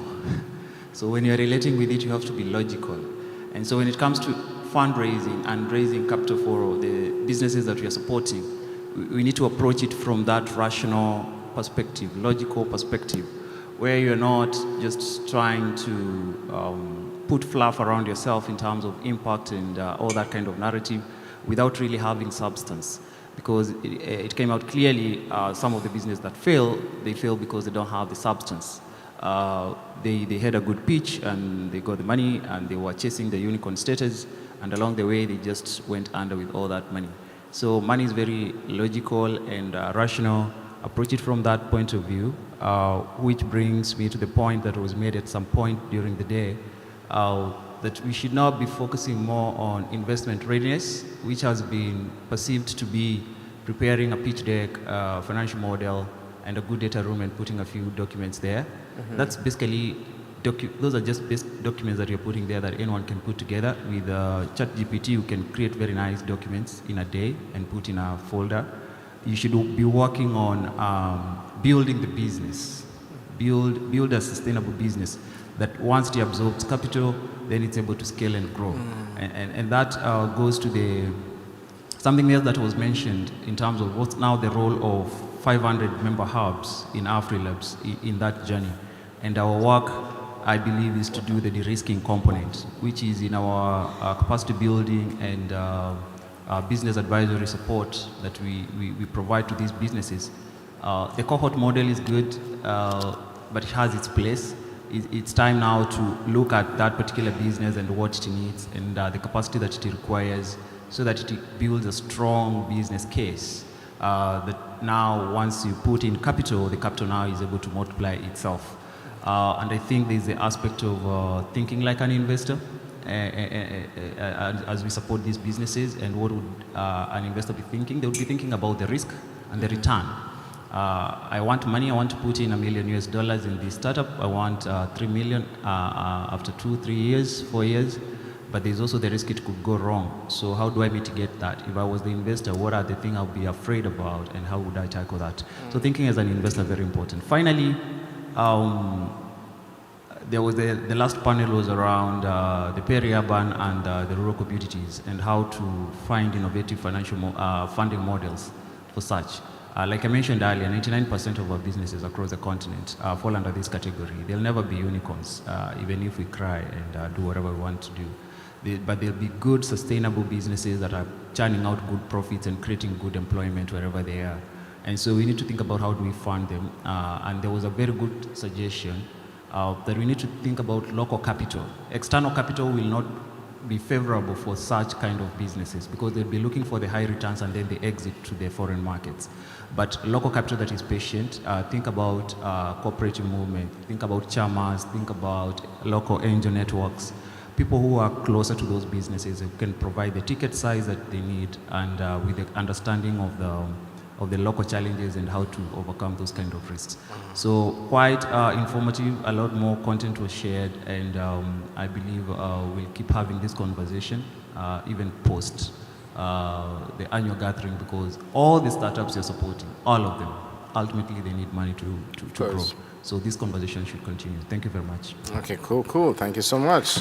There was a lot of disagreement and agreement, unicorns and no unicorns. What do you think you'll tell us next? Yeah, so let's go to CRB, then we'll get, yes. So I think what was exciting about our track is that we had hubs in the room that were just starting, like in Somalia, and some that already have 20 years in. So that breadth of experience was really valuable. And our panelists were from Tanzania, South Africa, Malawi, Tunisia, Mali. So again, a really diverse breadth of people. But what came through really strongly for me was that it's people first. When we think about our programming, when we think about our communities, and when we think about ourselves as leadership. People, ideas, and then technology in that order. And in terms of strategic leadership and the power of change, in our track, we witnessed the remarkable examples of bold decision-making. Hub leaders who closed down spaces because they had to and rebranded. Hub leaders who changed their names because they realized after 5 years, their focus has now changed. And what came really clear for me is that these are not failures, and we should not view them as failures. They're really strategic moves for growth, and it takes courage and bravery to say this in a room of your peers. The other thing that stood out really clearly was we need to rethink our revenue diversification. What does it look like for us? And what was really exciting was how many models there were in the room. And I kept thinking, we need to put this into a document. We need to do some research, because there's so much wealth in this room. There's different models. We're all trying different things. And yes, we fail. And we heard about some of the failures. But we also heard about models that are working. Hybrid models that are supporting, where your for-profit is supported by your not-for-profit work. Franchise models, consulting, programs. And at the heart of that was intentionally listening. And we had a great example from Mali, where a lot of their programming content was in French. And then they switched it to languages, local languages, and suddenly an entirely new market was opened up for them. So much so that Musa can't keep up. So if you're looking to help out somebody, Musa needs some help. What also came through very clearly, and it was Arthur who mentioned this, is the value of impact measurement. And what we need to be doing in this space and why we aren't doing enough. And really that impact measurement is a cornerstone of our success. We need strong data collection and evaluation frameworks, not only to demonstrate value to our stakeholders, but also to enable better decision-making within our programming. And we saw this both in the panel that was around Hub Solutions, both the South Africa academic commercialization context and Tanzania and our labs, that really listening to the communities you're working in and really gathering that data has been instrumental in making changes in programming, and that's led to more success and impact. Fantastic. That's a well-rounded recap, and knowing that language itself could just unlock a new market. Yeah, great, good to know about that. Yes, please, Harland. So, there were many highlights, but I will actually choose only 3. The first thing first, I think it's very important, to set the fact that climate change is real, and it's not like tomorrow, it's not today, it was yesterday. And actually, all these natural ecosystems that today are supporting our economy, our jobs, and giving us food, is in danger. And innovation and innovative solutions are a good way to make sure that we come up with solutions that enable us to curve that vicious circle that we are into. The second highlight that I would like to share is the fact that there are initiatives in Africa that are tackling that and that are doing good.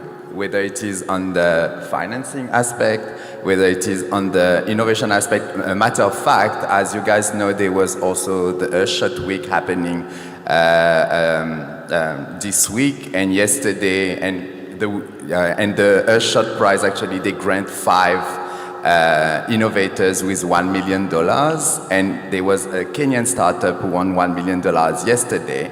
And what they do, actually, they are called Keep It Cool, and what they do, they enable small-scale fishers to have access to solar-powered cold chain infrastructure to avoid food waste. So there are solutions there. Is there enough solutions? Is there enough initiatives given the scale and the pace at which we need to act? No. So this is where it comes to my where I come to my third highlight. Everyone in the room say that more collaborations is necessary. So this is why tool like AfriLabs Connect is important, but we need to go a bit deeper into the level of collaboration. And we believe that entrepreneurial support organizations and hubs, they have a key role to play in that, because not only they support startups, but they also help these startups to understand better the investors that are investing in these specific sectors, but they also have a role of advocacy to make the other type of investors to understand what they are missing, and that they need to contribute to the development of their continent as well.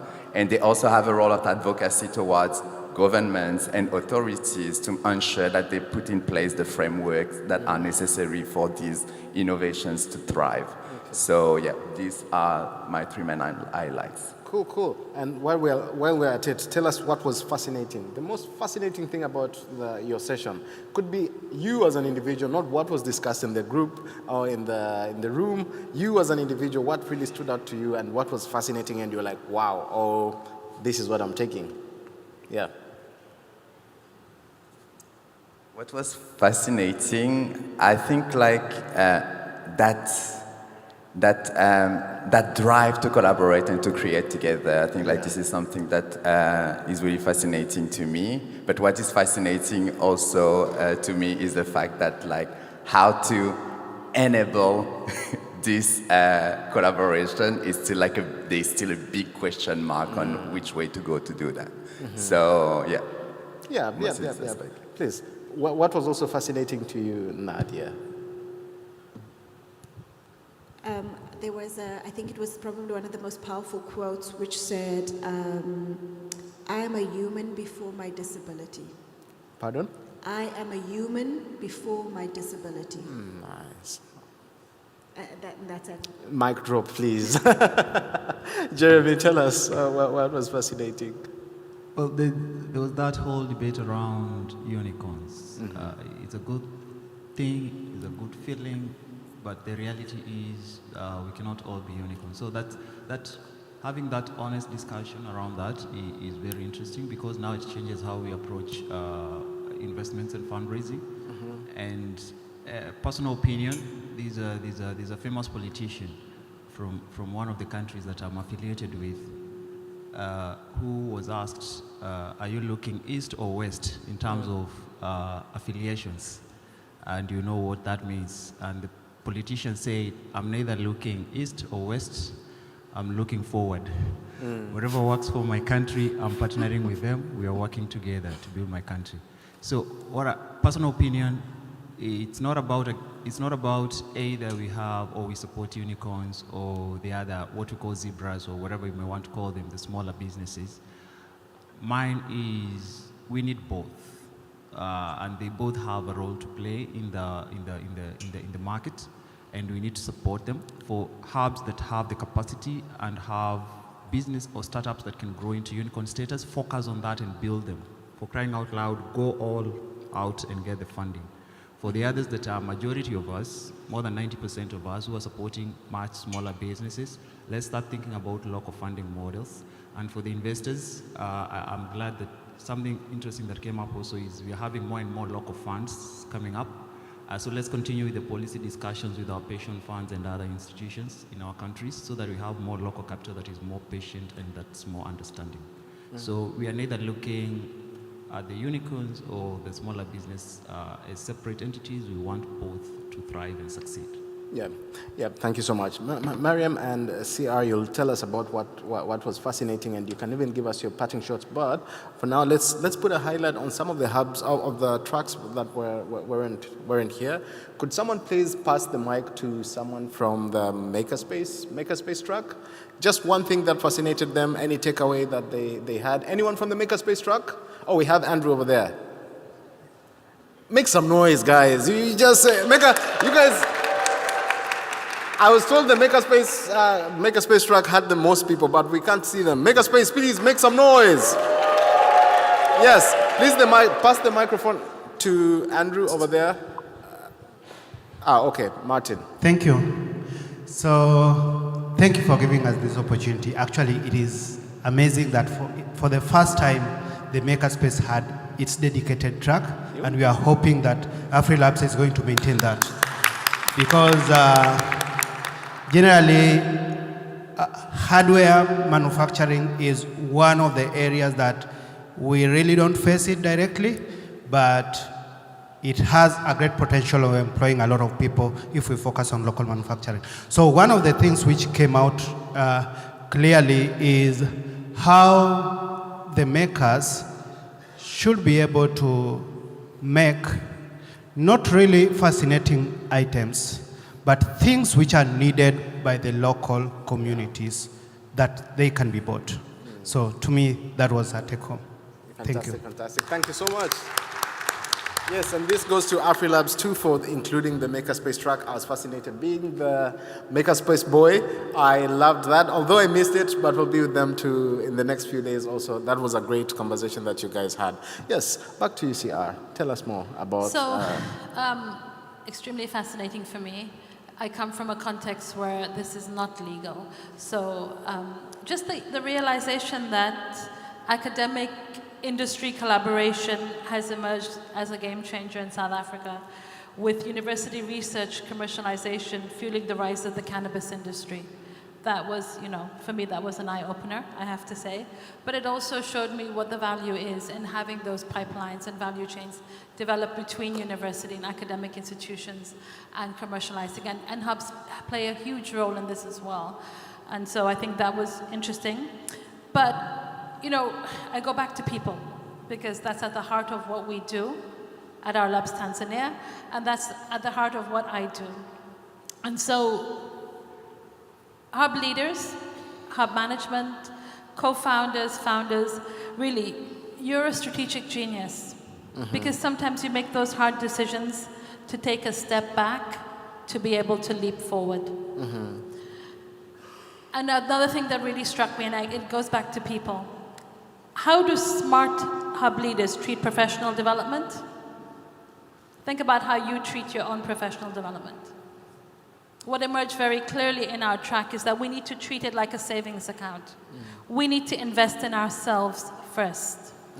Because we can't fundraise if we can't speak the language of money.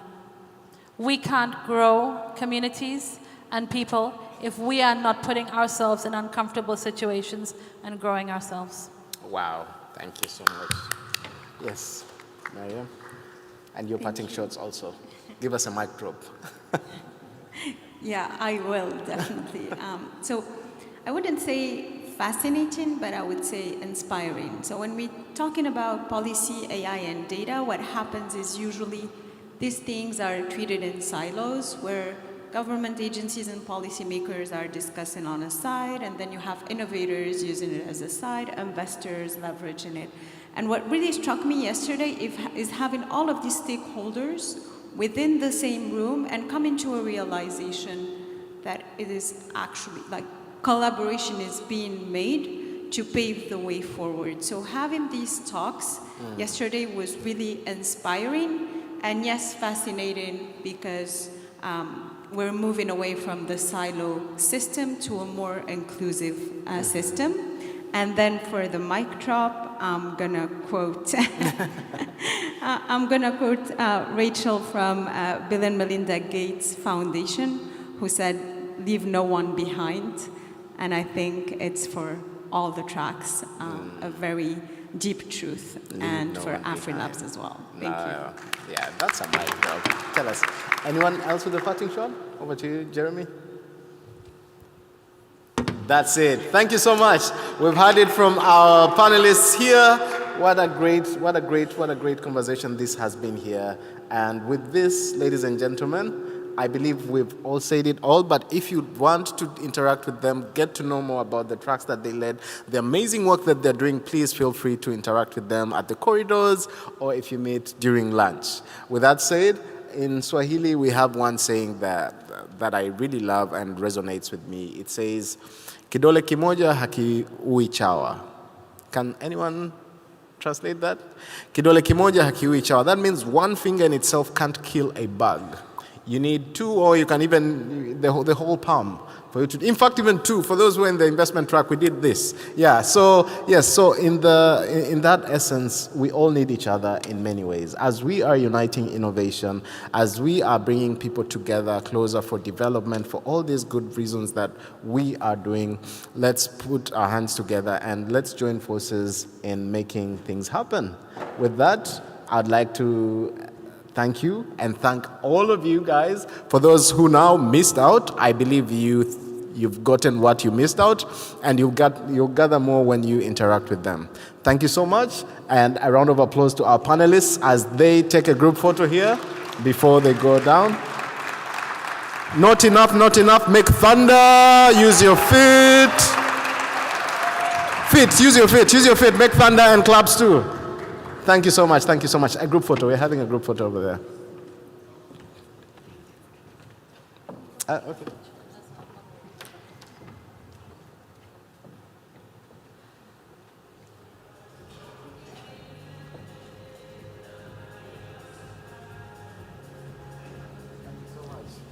Thank you so very much, ladies and gentlemen. Please, let's thank them one more time as they leave the stage. Thank you.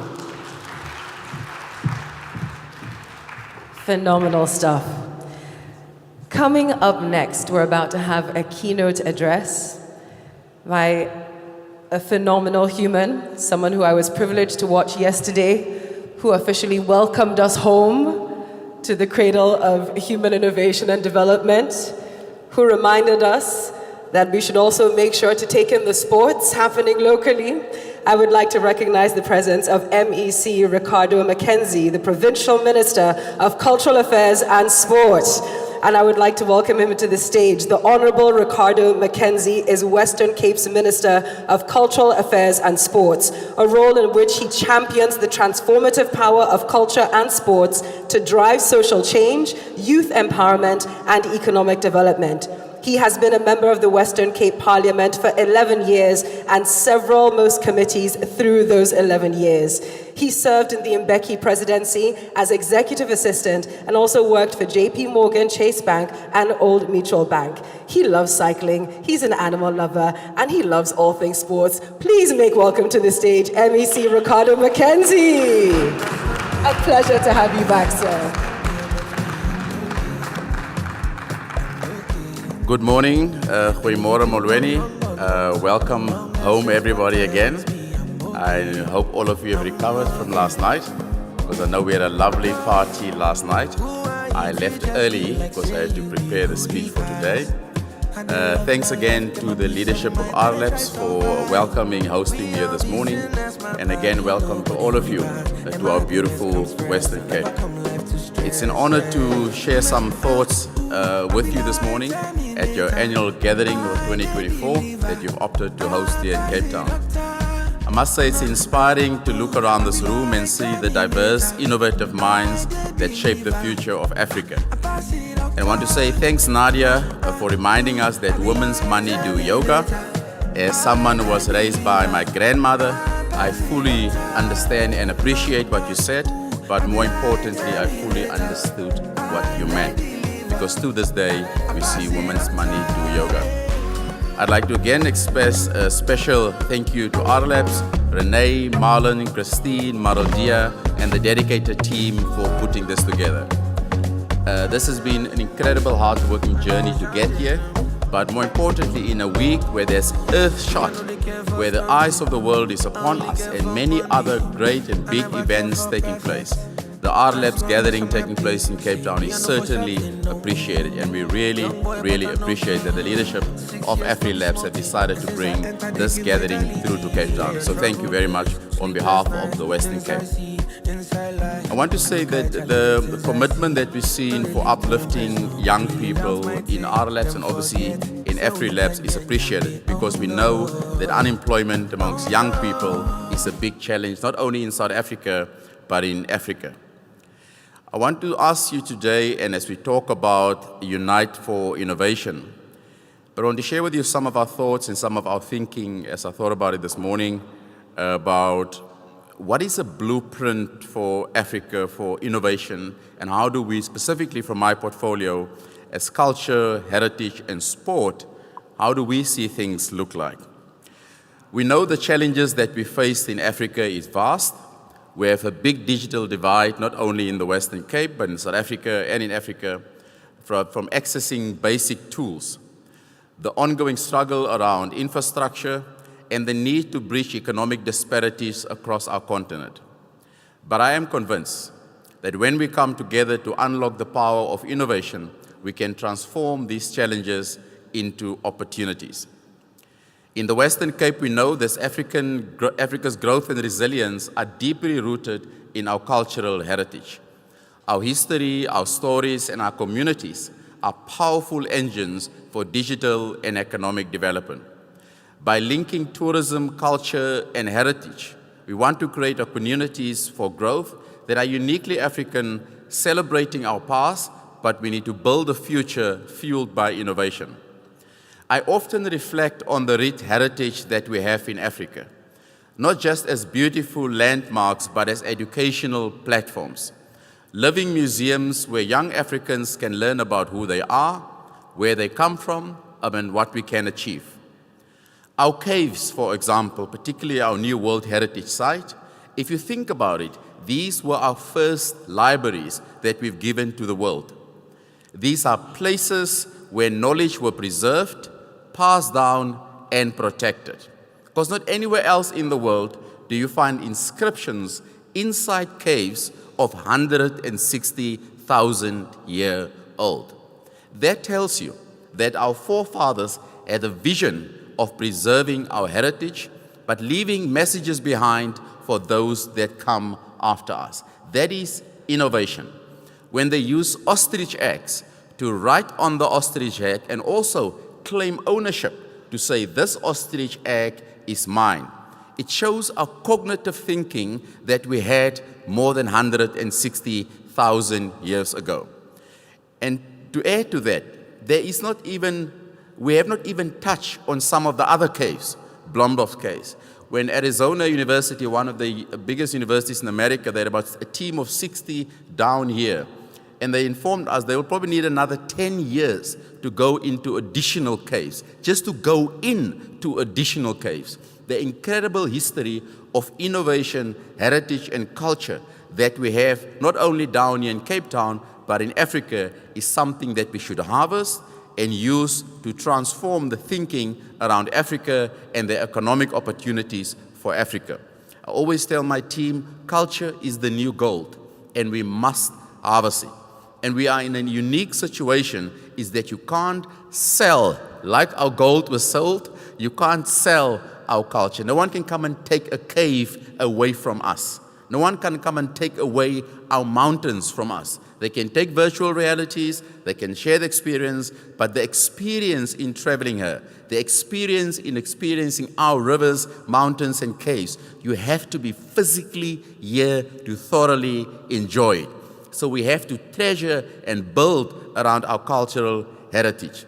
So by building cultural tourism around these sites, we can create spaces that serves both the curious visitor that wants to come to Africa and also our local learners that wants to be educated and that needs to be educated. I believe that this approach not only bolsters our economy, but also connect young people with their roots, creating a profound sense of pride and responsibility for Africa's future. I also want to add, 20 years ago, I was part of the official delegation from South Africa that traveled to Timbuktu as part of the Mbeki Renaissance area to preserve the Timbuktu manuscripts and the library. And it's amazing what we found inside those heritage. If you think, for example, as a divorce case, one of the manuscripts we found that the earliest divorce cases was actually done in Timbuktu probably millions or hundreds of thousands of years ago. I can't remember the exact detail. I was a young man traveling that time, and I was more consumed with enjoying Timbuktu than actually reading. Now I know I should have read more at the time. But I mean, the incredible history that is in Timbuktu should be preserved for future generations. So we really need to start looking more inwards, and how do we take what we have, build on what we have, and attract feet to our cultural heritage. The reality is sometimes we do not work on what we have, and sometimes we are incredibly outward focused, as not only as people in the Western Cape, as South Africans, and sometimes as Africa. We can use what we have, and we can use what cannot be taken away, like our golds and our diamonds, and et cetera, because the natural heritage that we have, the new World Heritage Sites that we have not only in Cape Town, in the Western Cape, and in the rest of Africa, can be vital tools for further developing Africa. In the Western Cape, for example, we're reimagining our libraries in a new model. We have a word called Almal. Almal means everyone here in one of our local languages, in Afrikaans, but it's also an acronym for arts, libraries, museums, archive, and languages. It presents our commitment to create integrated community hubs that go beyond traditional functions. Exactly what AfriLabs is doing in Mitchell's Plain, and I know what AfriLabs is all about. But it's about creating an environment for safe, accessible spaces where people can gather, learners can access resources, learn new skills, and engage in cultural activities. So I want you to close your eyes for a few seconds. Don't worry, we're not going to take your phones. I want you to close your eyes for a few seconds, and I want you to imagine a space across Africa where young persons can access free internet to study while surrounded by art from local artists, learn about African history, curated exhibits, and even connect with mentors in various fields. These spaces, it's our way of making sure that our community has access to tools and resources that they need to share our growth. Now imagine these spaces more than just buildings. They are not just libraries. They are opportunities filled with books, empowerment, and digital hubs like AfriLabs proposing to make sure everyone, especially our youth, have access to knowledge and technology that they can succeed. Thank you very much. Your phones are still with you. So the future of Africa lies in our ability to harness our imagination. It lies in our ability to harness our technology and partnership to help us and to lift our growth in Africa. Yes, we must acknowledge that our digital evolution remains unevenly distributed in Africa. Millions and millions across Africa are still with other tools they need to thrive in today's economy, and we all must change that. And I know AfriLabs is at the forefront in trying to address that.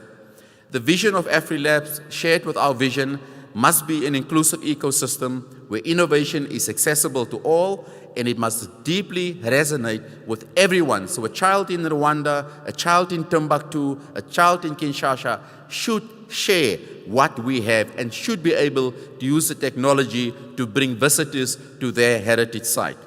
As the Provincial Minister of Culture and Sport, I envisioned our Africa that drives sustainable growth. So no one should just come and harness what we had, but they should come and develop what we have and develop it with us. Our digital infrastructure and technology must be supported to support entrepreneurs and deal with the challenges that I've heard that was shared now by some of our entrepreneurs. It's not about keeping up with the rest of the world. The rest of the world must keep up with us because we gave the world the ability to think.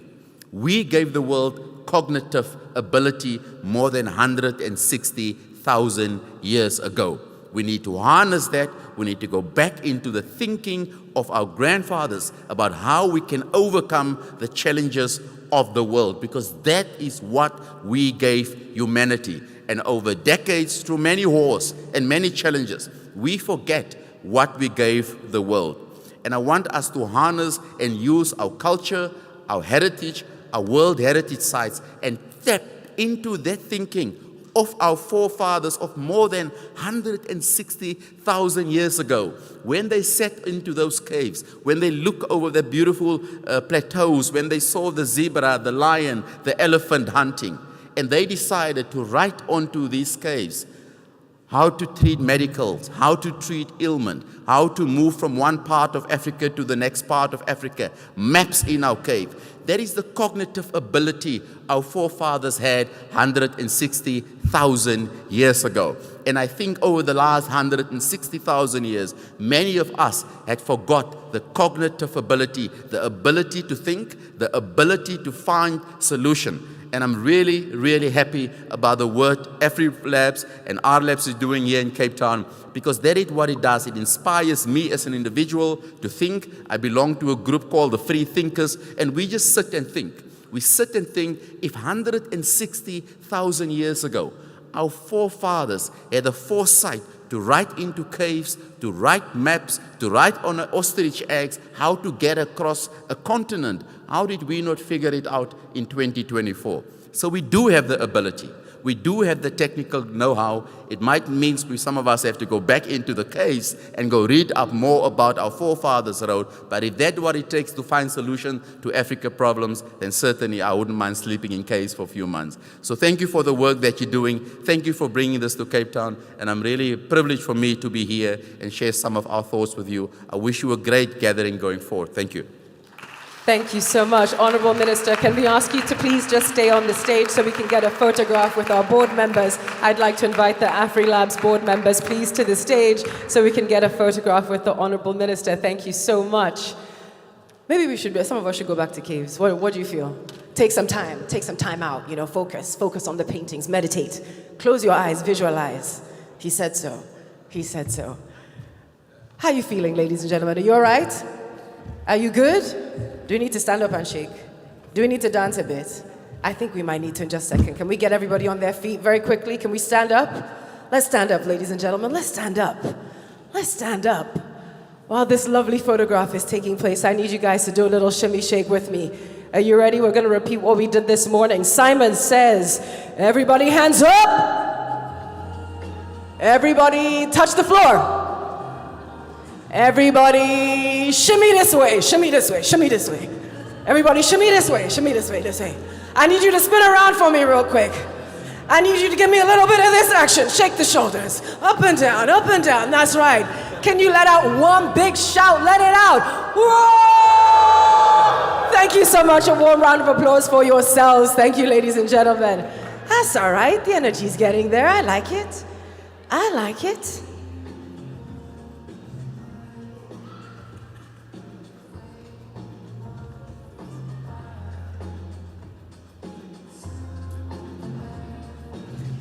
All right, very nicely done.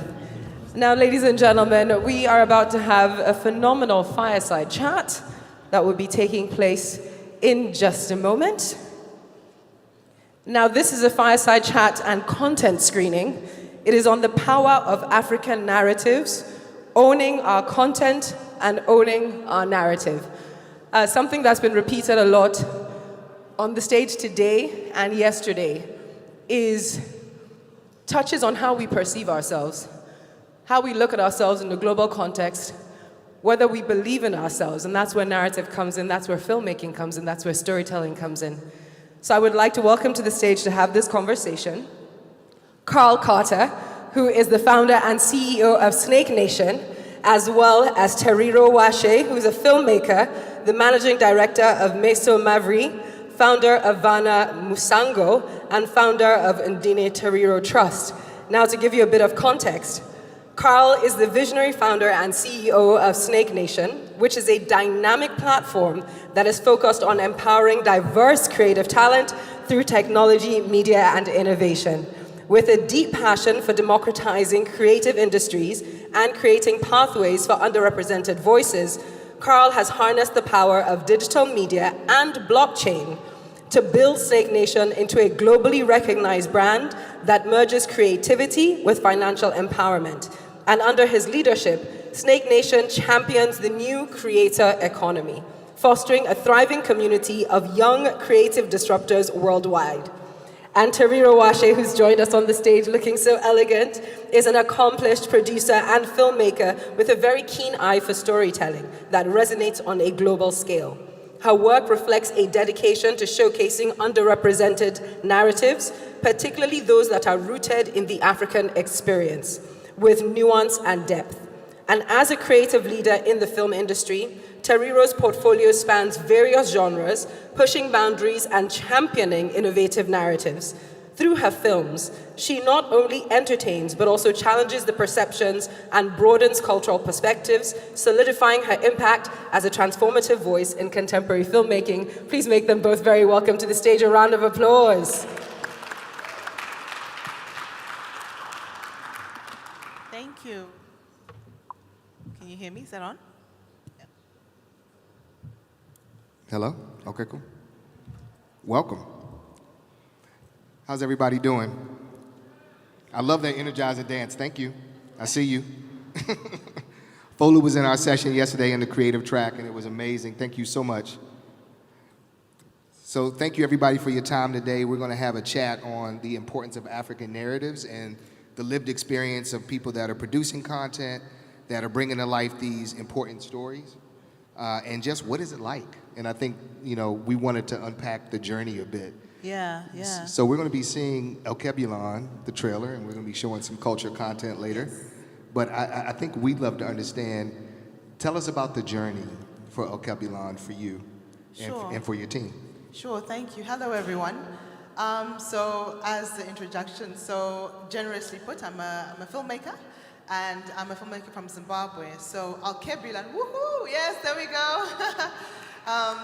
I'm currently working on El Kebulon. It's a co-production between Zimbabwe and Rwanda, but it has 7 African countries represented both in front of the screen and behind the screen.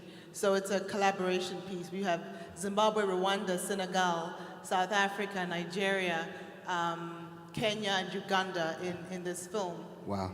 And how it came about was, as a filmmaker, I'd gotten so tired of how Hollywood represents Africa. Then I got sick and tired of being sick and tired, and I thought it's time to do something about it. And so I felt that it was an opportunity to get filmmakers across the continent to collaborate, because I think collaboration is so key, and basically start taking back our narrative and telling stories that are authentically us. And I think we've heard this importance of narrative in a lot of different pockets, right? Whether or not that's, what's the narrative of our culture out to the world as an export? What do investors think about Africa, think about African film and content? Is also another narrative, So I'd love when, maybe you dig a bit deeper when you say narrative. What does that mean to you? I think, for me, what narrative is who we are. It's exploring, I think, let me just go back a bit. I think for me, it was really just realizing that to know who you are, you need to know where you come from. There's a proverb in Shona called, it goes, which basically means you need to know where you come from for you to know, because the future is unknown, but you need to be rooted in something. So for me, narrative is very much rooted in identity and knowing who we are. And I don't know about South African education and everywhere else, but when I was growing up in Zimbabwe, for me, the history of Africa is colonialism and slavery. But there's so much more to us than colonialism and slavery. I mean, you have the likes of Mansa Musa, who I only learned about when I was an adult and doing research on my film. So for me, owning our narrative, and narrative speaks to identity and the truth of that identity. I love that. I love that. And it's so funny, we talk about the narrative here being colonialism and slavery. Then, of course, growing up in the States, it's just slavery. It's just like, you started when you landed here. So I think there is this hunger, globally, for a deeper understanding of who we are as people. And so, you know, when I heard about Akebulon, and I was just sort of blown away by what you guys have been able to accomplish. And you say, hey, we collaborated among 7 countries, which is no small feat. So No, it's not. would you mind, like, you know, maybe dig a little bit deeper into that? Like, what was that process like for you? It was a great idea until like I was doing it and I was like, why did you bring this upon yourself? Like, honestly, it's really difficult. Firstly, it's difficult just traveling across the continent. First with air flights, I've come back now from, I'd gone to the Amas in Nigeria, which was last weekend, the biggest film awards on the continent. And I had to go, the options were Harare, Ethiopia, Harare, Kenya, or Harare, Dubai to get to Lagos. The options to just do direct flights and just moving on the continent, it's firstly the prices and the routing. And then trying to move money across the continent is just another challenge. And obviously it's a tech conference. Trying to find solutions on how to do that and make it easier for filmmakers and the creatives to be able to move money on the continent. And this is something we touched upon yesterday in the creative track as well. You know, just like the logistics of, you know, how do you actually get these things accomplished? And so I salute you for being able to actually go the distance and get these things done. That's massive. What would you say would be sort of your largest takeaway from this experience? Like, I know it's been, you know, its own ride, but how would you, as you kind of sit with it as a creator, what would you say is like your key takeaway from this experience of making El Kebulon? I think there's hunger. There's a hunger for us as African creatives to collaborate. I'll just share a story that happened on set. On the first day of film, day 1, I had a Kenyan crew member who was a little teary-eyed when I think it was the first scene that we were shooting. And I'm like, are you okay? And he's like, this is so beautiful. You have no idea how much this means to me. I've been working in the Kenyan industry for such a long time, but many times where a lot of our stories aren't being told, and we're not treated as crew members, we're not treated well, you know? And it's usually like a lot of internationals coming in, but it's so beautiful to see a production where it's only Africa, you know, in front and behind the scene, and we're able to do this. We have the skill set. So for me, it's realizing that there is the skill set, which speaks to, you earlier mentioned how the quality and how the outside views African films, but there is the quality, and hopefully when we see the trailer, everyone will agree that, you know, the quality is there. But yeah, realizing that we have that skill set, and it's a matter of us coming together, collaborating, and being unapologetic in telling our stories. That part, you know, and when I saw the trailer, that was my first, I was like, oh wow, like this is such a unique story, you know, and so I can just imagine what this would have been like trying to, you know, shop this in Hollywood. Somebody make this Afrofuturist film that's super Pan-African, they'd be like, okay. So certain things, like you have to do them yourselves, especially in this environment. And so we really salute everything that you guys are doing. And really excited to check out your trailer. And so the reason that this Fireside chat has emerged is because we were just all chatting and connecting about some of the challenges and opportunities around producing African narratives and really being unapologetic about showcasing our culture, producing cultural moments, and ultimately, you know, intellectual property. Yes, right? that's necessary. Absolutely. And so I think we can cut to that. The El Kebulon trailer will be showing next. Yes. And then we're also showing the Culture Epic. Shout out MZ Zander, the director, on the camera right there, always working. But he has been a key figure in South African culture, so you're going to see that weigh heavily in our film. And I think it is ultimately about working together to lift these narratives. So if anybody here says, oh, I would like to be the 8th country that hosts the next shoot and so forth, then I think, you know, always think in that manner as well, proactively. What is it that can be done? Because it takes an ecosystem to lift these projects. And even if it's just around saying, hey, see this in theaters when it comes out, remember you saw it here first at AfriLabs. So Thank you so much. And then Before we sorry, start, can yeah. I go off script a bit? Absolutely. I just wanted to ask, does anyone know what Alkebulan means and where it comes from? Anyone? No? Okay.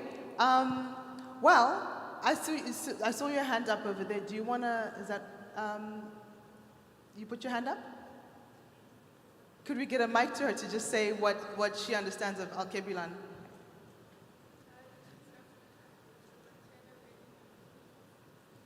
Come again? Sorry, I know this is totally unscripted and there were no mics roaming.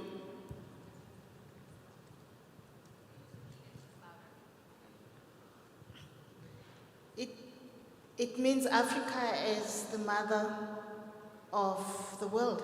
That's correct. That's correct. So, as I was looking for a name, I realized that Africa was actually a name that comes from. There's different theories, but one of them is that an explorer gave the name Africa the name Africa came from an explorer. But Alkebulan is one of the names that the Nubians, the Carthaginians, and it's more of the earlier names of Africa. So I just thought to share that, just in case people were wondering what Alkebulan means. And on that note, All right, let's cut to the trailer.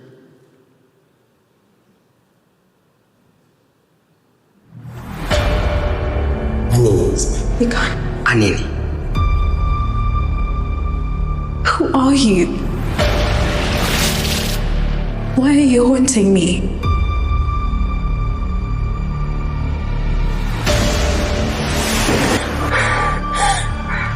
Something strange is happening. I am Zuberi. I came from the 15th century. I'm here to help you. How exactly did you get here? Time travel by a secret art called blood running. What you are talking about here will directly affect the timeline. Ever since I lost your mother and sister, I've not been the same. That's not your fault, Dad. I'm just glad that we have each other. You're only good to me when it serves you. You have a perfect family. It's not him that they're after. It's what he knows and his bloodline. You, the people that have your father, are dangerous people. We have to find the Stone of Raza in this timeline before the Inner Sanctum does. We larger than activate. Come on. With these stones, we can create our own future. We can play God. Activate. Come alive. It's your destiny. The unauthorized jump you did could break the timeline altogether. To never deny it. Activate Akebula. Activate Akebula. It's the last thing I had in this world.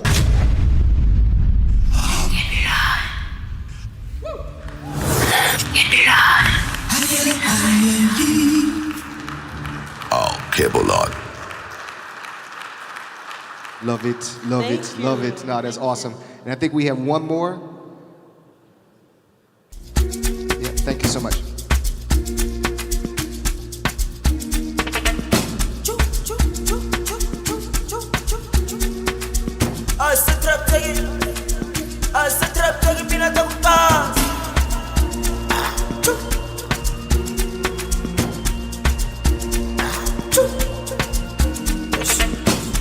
Spedele, starta gedele, mengele, otisari sedele, spedele, starta gedele, mengele, otisari sedele, enegis davar kushelele, midnight kelele, kiago sebele, ula segele, enar on,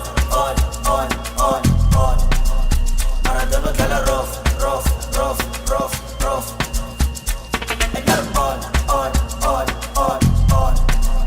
Fire grow kala rough, and niggas baba kushelele, midnight kelele, kiago sebele, ula segele, and niggas baba kushelele, midnight kelele, kiago sebele, ula segele. Yo,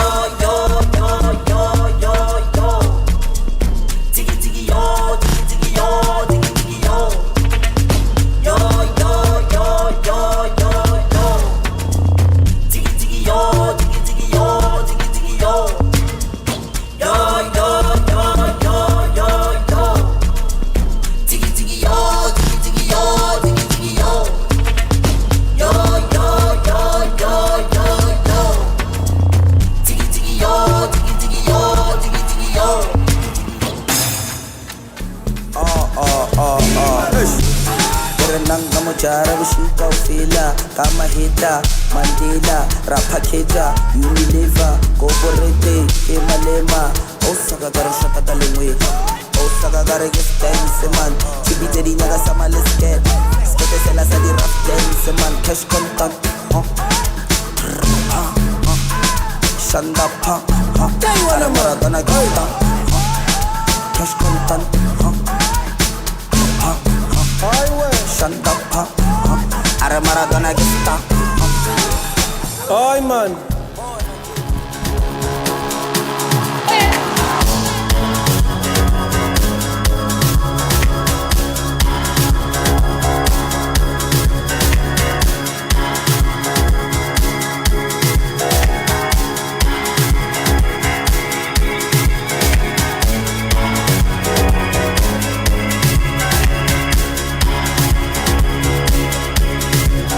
Exclusive for Veterans in the House.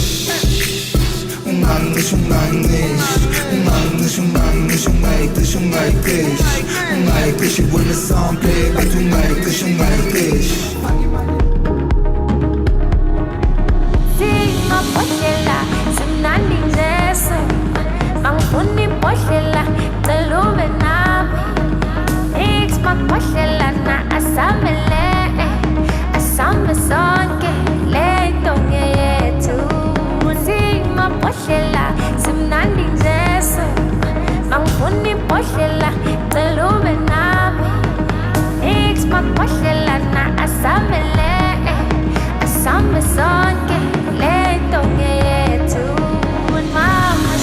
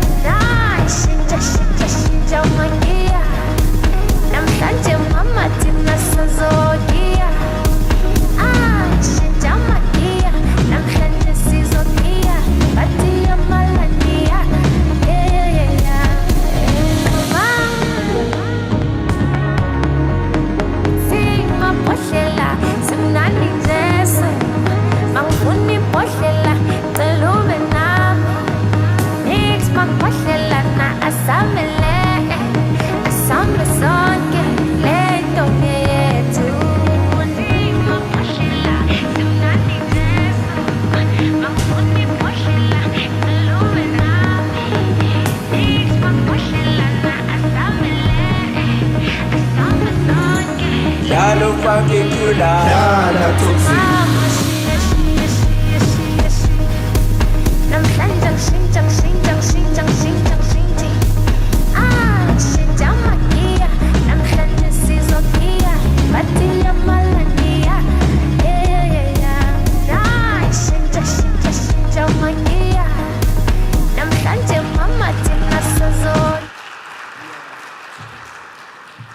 We are many things. We are many things. Thank you so much for your time. Thank you for your time today. Thank you. Thank Much you, appreciated. Big shout out to AfriLabs. Big shout out to our labs. We appreciate the time. Thank you so much. Please make some noise for Carl and Tariro. Thank you.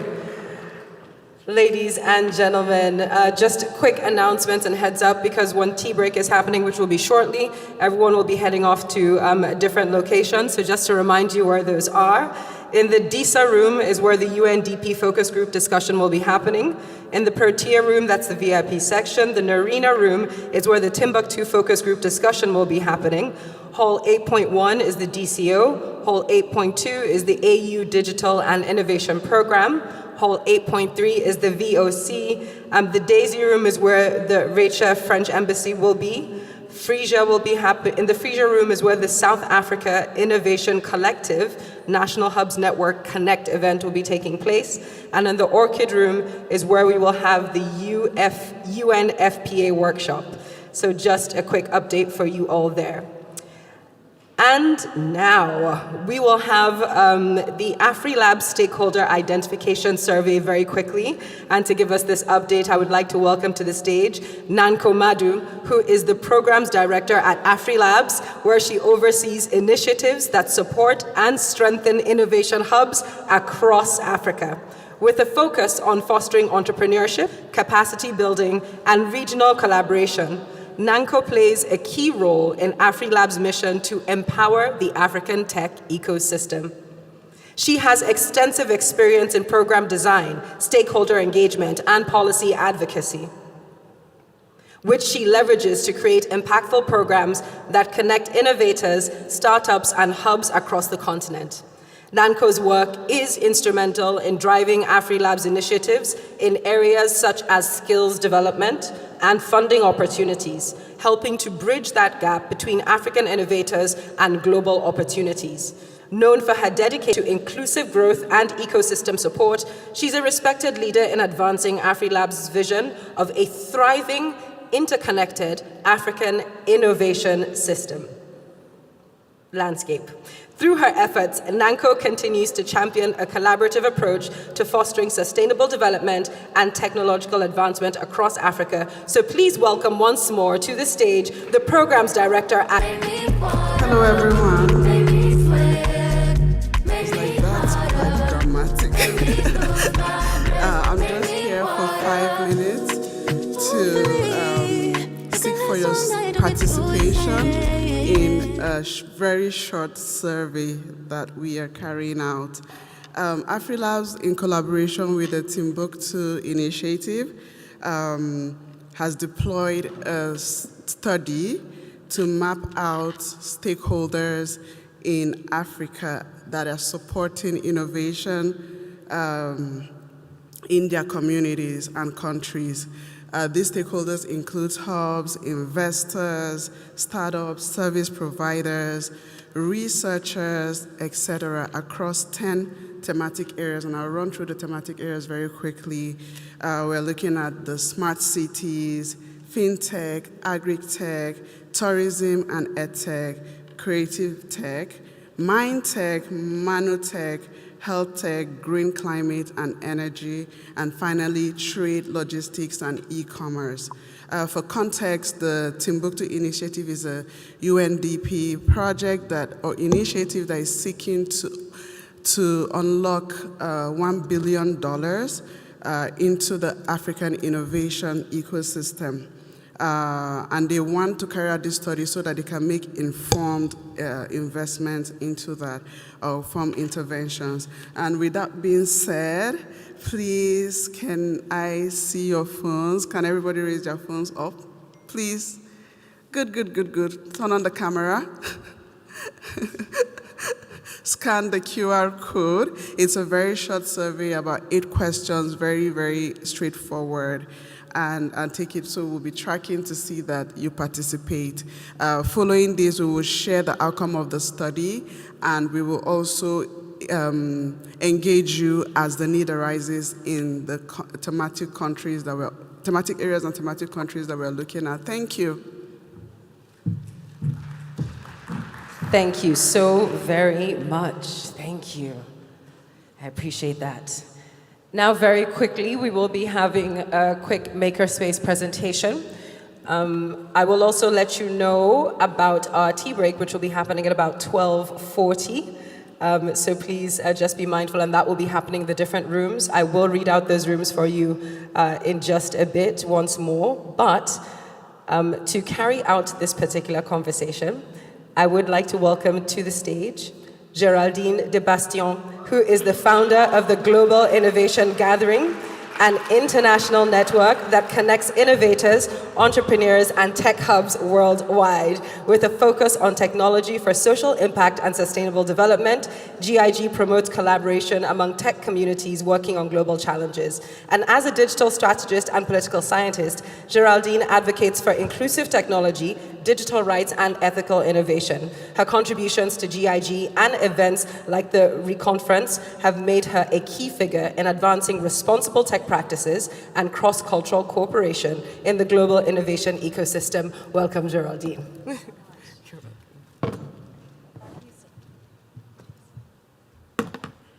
Thank you so much. That was the kindest of introductions. I'm sorry I already stormed the stage. I'm just very excited to be here at this AfriLabs gathering and very excited to share with you now why makerspaces matter in our ecosystem and what we've been talking about in the makerspace track all throughout the day yesterday. So I have some wonderful people that I want to bring on stage to share this with you. And the first person I'd like to welcome on stage is Frida Yamoti Gubande from a network called Fab Cities. Please give her a big round of applause.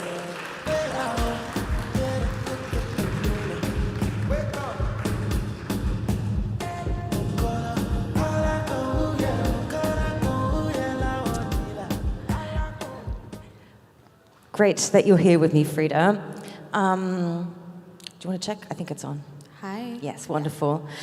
So we've been doing a lot of work together, but I'd like to start with the work that you're doing at this network, Fab Cities, and maybe you can share a little bit with us why makerspaces matter for circular cities and what Fab Cities is doing in that context. Okay. Thanks, Geraldine. Hi, everyone. I'm happy to talk about what Fab Cities is doing, and then I would narrow it down to how makerspaces can play a role in circular cities. So Fab City is a global organization with 54 cities currently participating in the network. And this year we had Tanga from Tanzania joining our network and contributing to what we do. So the goal of Fab City is to facilitate multi-level dialogues with policymakers and other members in different levels of governance.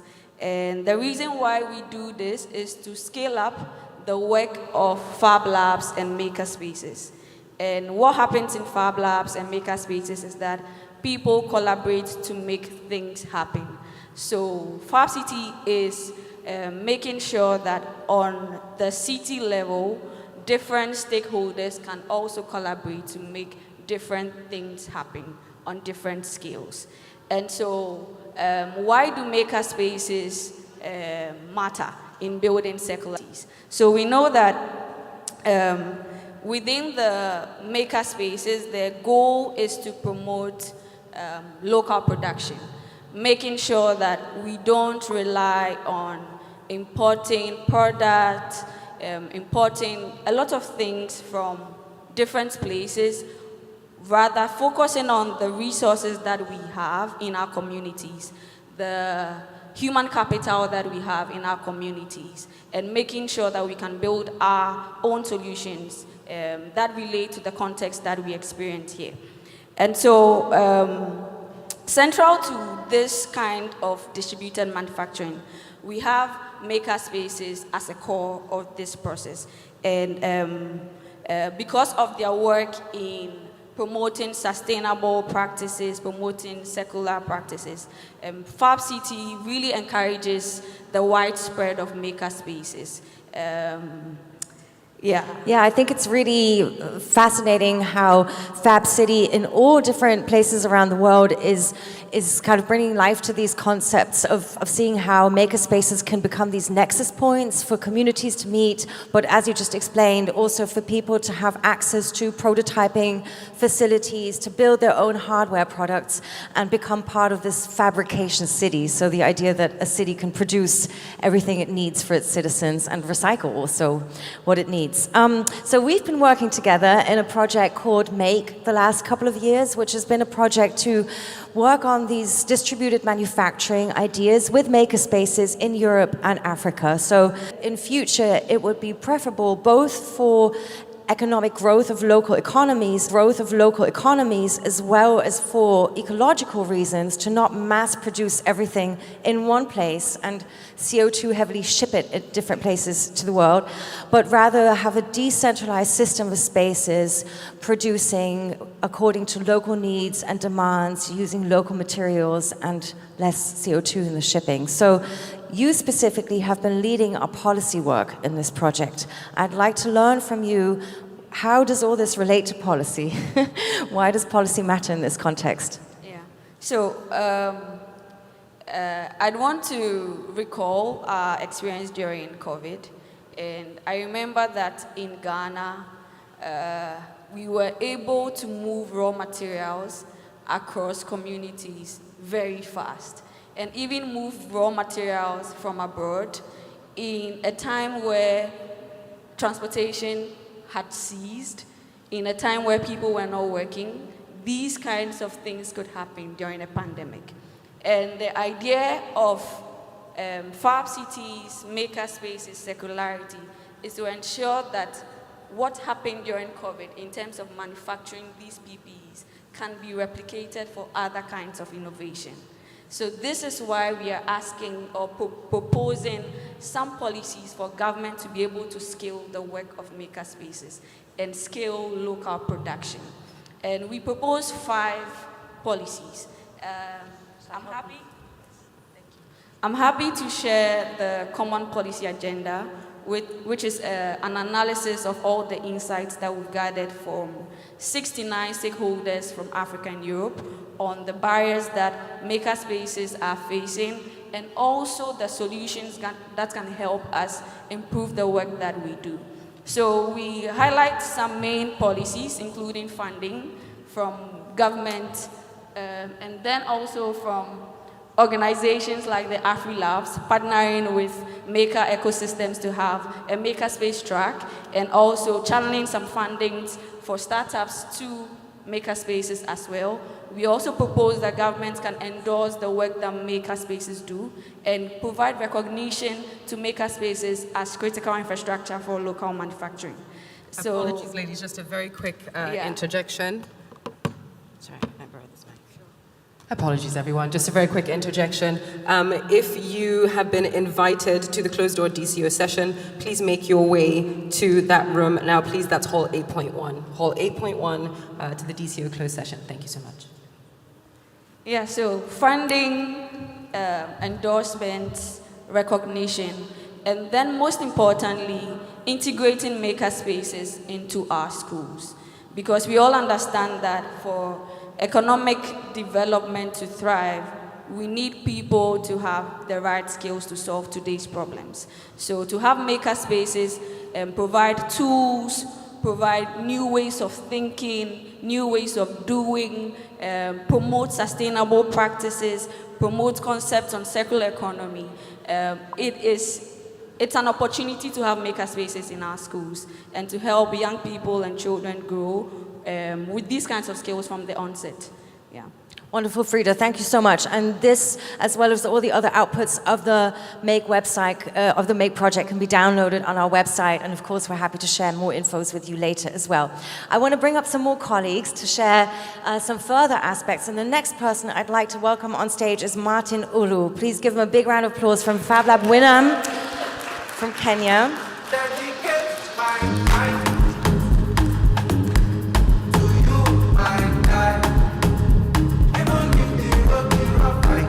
Welcome to the stage, Martin. It's great to have you with us. So I want to come closer to me.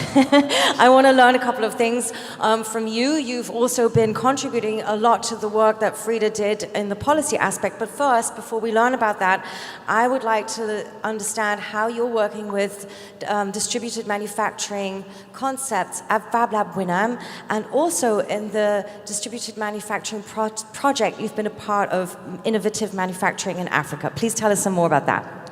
Thank you. First to audience, when COVID-19 happened, how many people remained open? How many innovation spaces remained open? You can easily count the hands, there are just 3.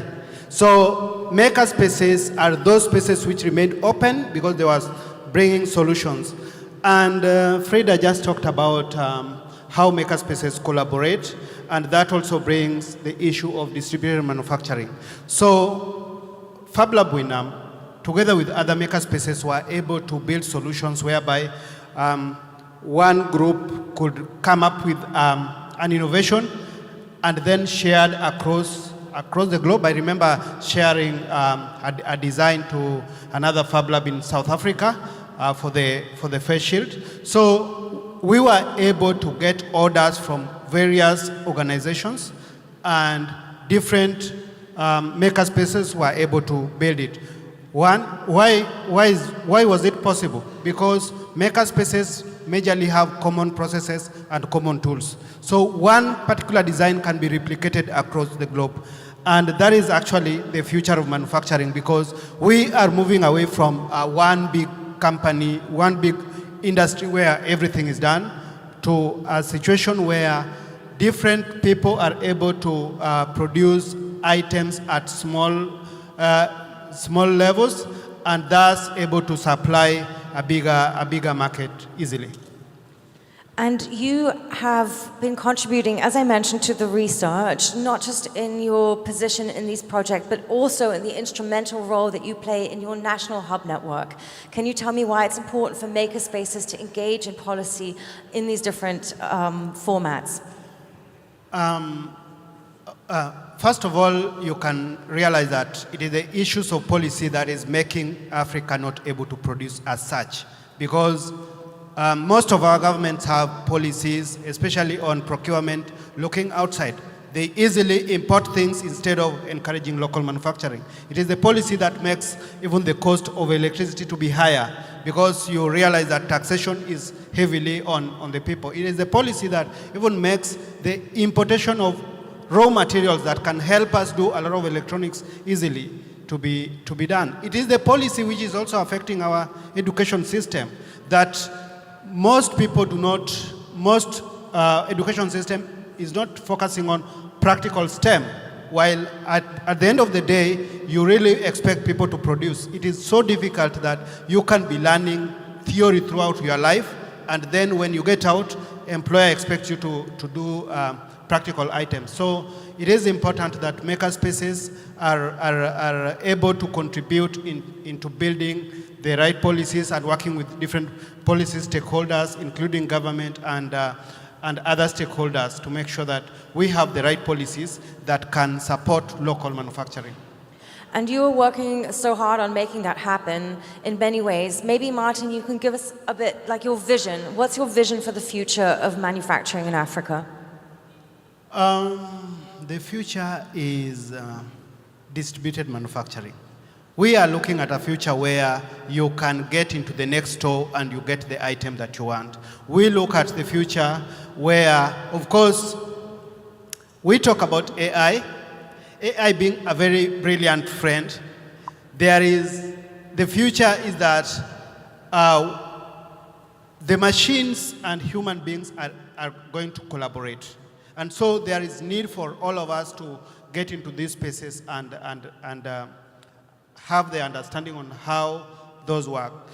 There is need for innovation spaces. I believe a lot of innovation spaces, especially in the AfriLabs network, you incubate programs, you incubate people who are building stuff. But do you know where they build them? So there is need for maker spaces and innovation spaces to work together so that makerspaces can help in building ideas from scratch. And lastly, there is need for Africa to look for what I call a responsible consumption, where we can consume what we have built. And so we will be able to eradicate a lot of e-waste. Right now, Africa becomes a dumping place because a lot of items built elsewhere, they are brought, once they are used, when they break, we can't solve them. So if we build a lot here, then we are able to solve such problems. Thank you. Thank you so much, Martin. I agree, that deserves applause. Another person who's been doing really important work in this area, another colleague of ours I'd like to welcome on stage is Gertrude Grohl. Please come and join us, Gertrude.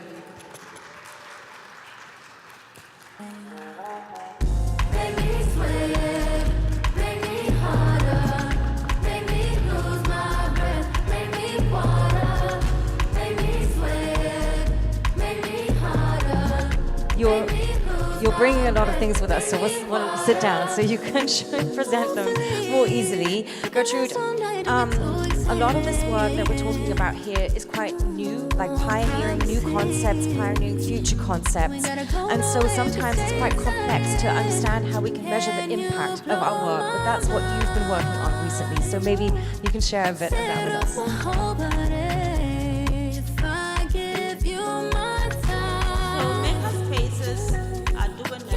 Work and their activities, they are creating impacts across the economic, social, and environmental sectors. And these impacts do cut across about 15 areas, including the agricultural value chain, local artisan industry, skilled labor force for the job market, small and medium-scale enterprises, among others. And to help makerspaces to track and record their impacts, we developed about 74 indicators, and some of which I'll be mentioned here. So we have the number of people introduced to any form of technology as one of the impact indicators. We also have the number of startups incubated. We have the number of businesses who have had access to seed funding. We also have the number of components or whole products produced digitally or fabricated digitally, and we also have innovative solutions prototypes. And so it doesn't end with the impact indicators. After these impact indicators help makerspaces to track and record their impact, we also do have the Africa Makerspace magazine. This African Maker magazine helps us to publish what makerspaces are doing, to be able to tell the world about the impact that they are making. And so after this, please head straight to the Makerspace booth to pick a copy, or you can also visit online to learn more about the magazine and how you can support the work of makerspaces. Yeah. Wonderful, Gertrude. And yes, you can find the booth just outside here, across from the handbags. So do be sure to visit us after this session, please. And we just heard in the previous session how important narratives and storytelling are. So really great that that's happening from the makerspace community as well. Gertrude, a lot of innovation hubs are struggling with financial sustainability, but there are also new business models coming out from distributed manufacturing approaches. Can you tell us a little bit more about those? Yes. We developed some business models that makerspaces and innovation hubs can adapt to help them generate revenue, to help them become financially sustainable. These business models come in 3 categories. We have one for expertise sharing, one for asset sharing, and also one for product life cycle. So I'll just give a few examples under each. Under the expertise sharing, we have business models centered on training, business services, startup support, consultancy, events, and edutainment. And under the asset sharing, we also have business models centered on space hire, machine access, membership, space rental. And under the product life cycle, we have business models centered on sale of materials, recycling, repair, quality control, and manufacturing as a service. To learn more about these business models and how you can make use of them, you can visit thelocaleconomist.org, or you can as well, again, come to the Makerspace booth to scan a QR code to help you access these business models. And finally, I would like to add that when you leave this room and you think of makerspaces, you think of innovation hubs, you think of Afre Labs, you think of donors, you think of other stakeholders in the ecosystem, think of it as coming together to be able to take Africa to the next level. There is a saying in Ghana that talks about the strength that lies in unity. And I would like to say it in the local language first and then say it in English. So in Tree, it goes like, Sawukita praye. Praye is broom, a short broom. Sawukita praye, na se we praye bako, edua bako free praye ni moa. Ubetumi ebulu, ana untumi enfam pra. Nanso sawukita praye ni moa, aya chechere aboma, untumi mbu, ana ubetumi so dia pra. To wait. If you have a short broom and you take one stick from the whole broom, you are able to easily break it and you can't sweep with it. But if you keep the broom tied together as one whole, it becomes difficult. You can't break it easily and you are able to sweep with it.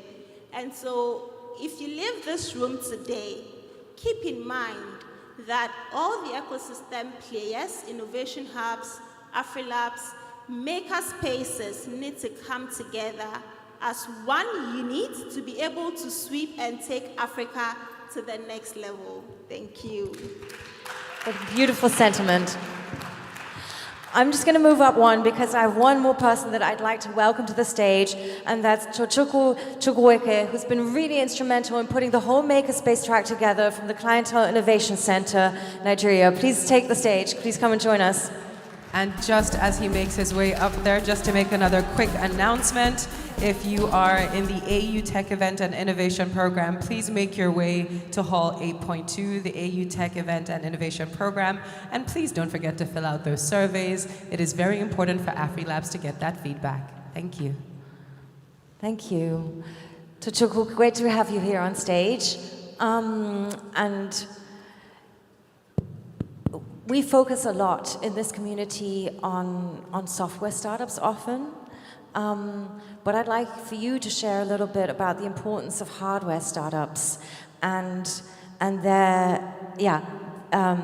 we'll get to that in a minute maybe. First, let's touch on some of the themes that were really key in the Makerspace track. One of the themes that we had a number of sessions on yesterday was the role of hardware and manufacturing in context of the Sustainable Development Goals. So I'd love for you to share your perspectives on that. Okay, thank you.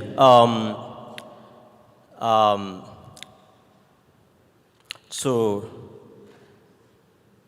Africa makes up to 18.3 of the global population, but we only contribute just 1.9% of manufacturing in the world.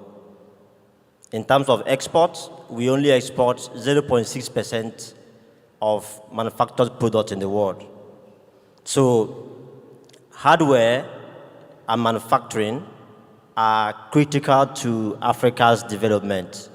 For those who don't know, just for the benefit of those who may not know, when we say hardware, we refer to the twin of software, the complement of software. So technology can either be hardware or software. So any technology that is not software is hardware. So those technologies that you can touch, that are tangible, are called hardware. And then those technologies that are intangible, that you cannot touch, they are called software. So now you know what hardware is. So hardware is the foundation for manufacturing, because the based on this definition that I just gave, you can see that all the equipment, all the machines that are used in manufacturing are actually hardware products. So and hardware is very critical to development because not just that it employs a wide category of people, it employs PhDs for research to develop new products, it employs first degree holders as managers, it employs secondary school leavers in the assembly line, it employs the uneducated, maybe in packaging, and all that. So it employs across a wide spectrum. And not just that, I think manufacturing is at the center of the economy of every nation because virtually everything that we use is a manufactured product. This microphone I'm using is manufactured, the watch, the footwear, everything, the vehicles is all put on. Even the food we eat, they are made using stoves that are manufactured.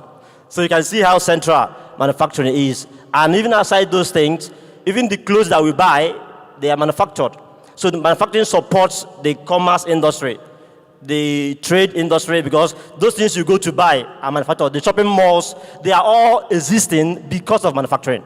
So that's how critical manufacturing is. Now, I'm talking about the SDGs. Most of the SDGs cannot be achieved without hardware and manufacturing. About 10 of them, in particular, of the 17. SDG 1 is zero poverty. You can't alleviate poverty without manufacturing, without creating jobs. Of course, 2 is zero hunger. So you cannot feed, Africa, of course, is food import dependent. We need to mechanize farming and then scale food production to be able to feed Africa. But we can't do that without manufacturing, without hardware. We need the equipment to do that. We need how to do that. So you can see that it's so important that Africa pay attention to supporting hardware. So if we really want to develop Africa in terms of achieving the SDGs, then governments across Africa, development partners, innovation hubs, and all the stakeholders, we need to come together to put our hands together to support and encourage hardware and local production. Thank you. Absolutely. Thank you so much. Maybe with some more applause. Yeah. I think it's so important to remind ourselves that no matter how digital and virtual some of our worlds are becoming, humans will need things, So it matters how we make those things. So maybe as a final question to you, let's talk a little bit about hardware startups and why it's important to support them, how makerspaces are doing that. So makerspaces, we'll be having makerspaces, in this section. So makerspaces are open spaces where they provide access. They do a couple of things. One of that is providing access to equipment for people to use and build things, things that we use. They also provide training in different, fields, STEM education, engineering. So makerspaces complement formal education. So they are at the middle between informal education and formal education, where school leavers or those who couldn't go to school can come and learn about making things and be able to make things. Where those who go to school, of course, you know about the school system in Africa. I'm trained as an engineer, and I couldn't practice engineering like most of us until I went and learned engineering by myself. So those who are educated in our schools, who are unskilled, can come to the makerspaces to be skilled. Now, in addition to providing access to equipment, providing training, they also provide support for innovation, research, development, product development, and then also they incubate and support hardware startups. So I just talked about how critical hardware is to Africa development, how manufacturing is to Africa development. So the startups who are into manufacturing, who are into hardware, they have a home at the makerspaces. That's where they are trained, they are supported, they are incubated. So in essence, developing Africa requires supporting, promoting hardware and manufacturing, which in essence implies supporting makerspaces, which is where they are being incubated and accelerated. Thank you. Wonderful. That makes a lot of sense. Thank you so much. A very quick 2 closing questions, and I'll make this open so whoever wants to grab it. This was the first Makerspace track that we had at AfriLabs. What do you guys hope for the next AfriLabs gathering? Okay, so let me go first. Since from the statistics that we got, the Makerspace track attracted the largest attendance. So I think we should clap about that. So that validates the importance and the interest of participants in Afre Labs towards makerspaces. So I would like to encourage Afre Labs to make the makerspace track a permanent feature of subsequent editions of Afre Labs annual gatherings.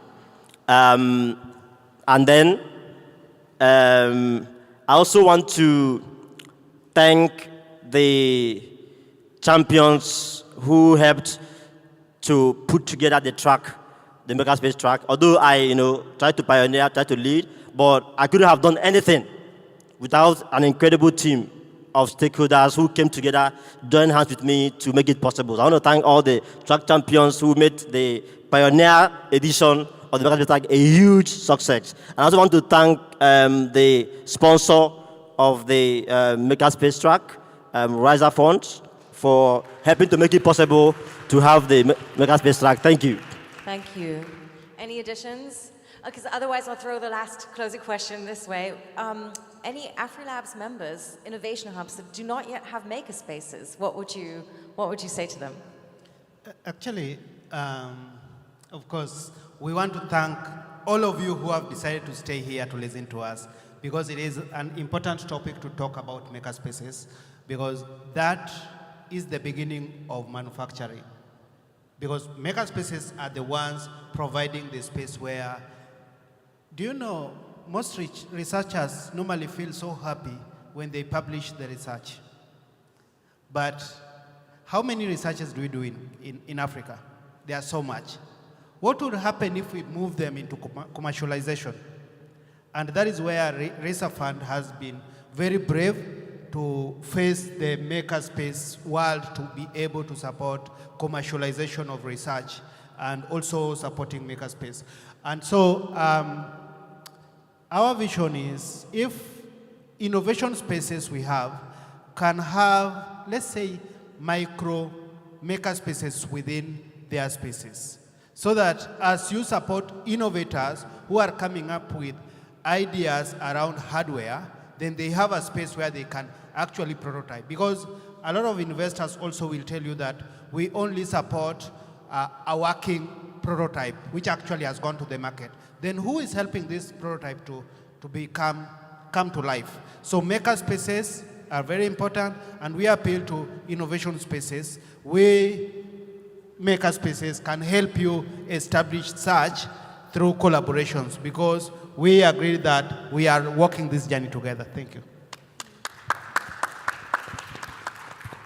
Hi, so I wanted to add a bit on how you can introduce makerspaces into your hubs, because we've spoken so much on the opportunities that makerspaces bring. And within the Make project, we have a couple of resources that can make this happen. So we have the Venture Building Handbook, which provides insights on how you can ideate, how you can have value proposition for your maker spaces. And then we have a handbook that shows you how to actually set up a maker space, what stakeholder engagement needs to happen, how to do communications and storytelling, and different parts of setting up a maker spaces. And then, of course, we have the common policy agenda that serves as a tool for you to engage government, development partners, and then networks like AfriLabs. So all these resources are available on the website, and more details can be shared with you at the Makerspace booth. So feel free to pass by. Wonderful. Thank you, Frida. Our website is makeafrica.eu, and you please come and talk to us. If you would like to get the URL, learn more about the work introduced, learn how to set up a makerspace, and yeah, thanks so much for being part of this session. Thank you all so much for listening to us, and I hope you have a great rest of AfriLabs Gathering event. Over to you.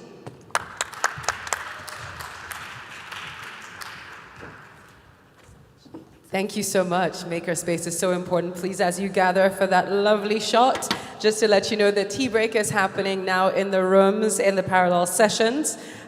Please head over to the Orchid Room if you'd like to take part in the United Nations Population Fund panel discussion on accelerating SRHR through innovation and digital workshop, harmful practices, social innovation toolkit dissemination. Then in Hall 8.2, there's the AU Digital and Innovation Program, which I believe is underway already. Timbuktu focus group discussion will be taking place in the Narina Hall, while supporting social innovation in South Africa and Malawi. Innovation for Good laureates announcement by the French Embassy will be taking place in Daisy. And the UNDP focus group discussion, Designing the Future of Manufacturing and Technology in Africa, will be taking place in the DISA room. And we have the National Hubs Networks Connect event by Tanzanian Hubs Network, strengthening local innovation ecosystems. That will be in the Frisia Room. And in Hall 10, there's the Global African Creative Roundtable. So please feel free to make your way to the different rooms. Also, don't forget, there is the AfriLabs survey, which we would love for you to fill in and complete. A QR code will be popping up, so please do go ahead, scan that QR code, do complete the survey. It is so important that AfriLab understand how to best address your feedback and how you feel about the whole event. This is AfriLabs Gathering Day 2. It's officially tea time. Enjoy yourselves, people. I'll see you later. Thank you.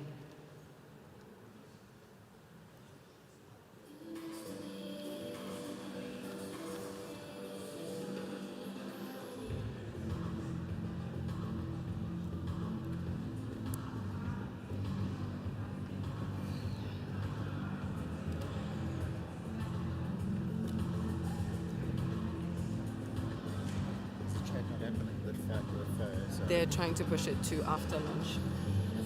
Yes, because timing. Yeah, I'm just waiting to see if there's any more insane last-minute updates.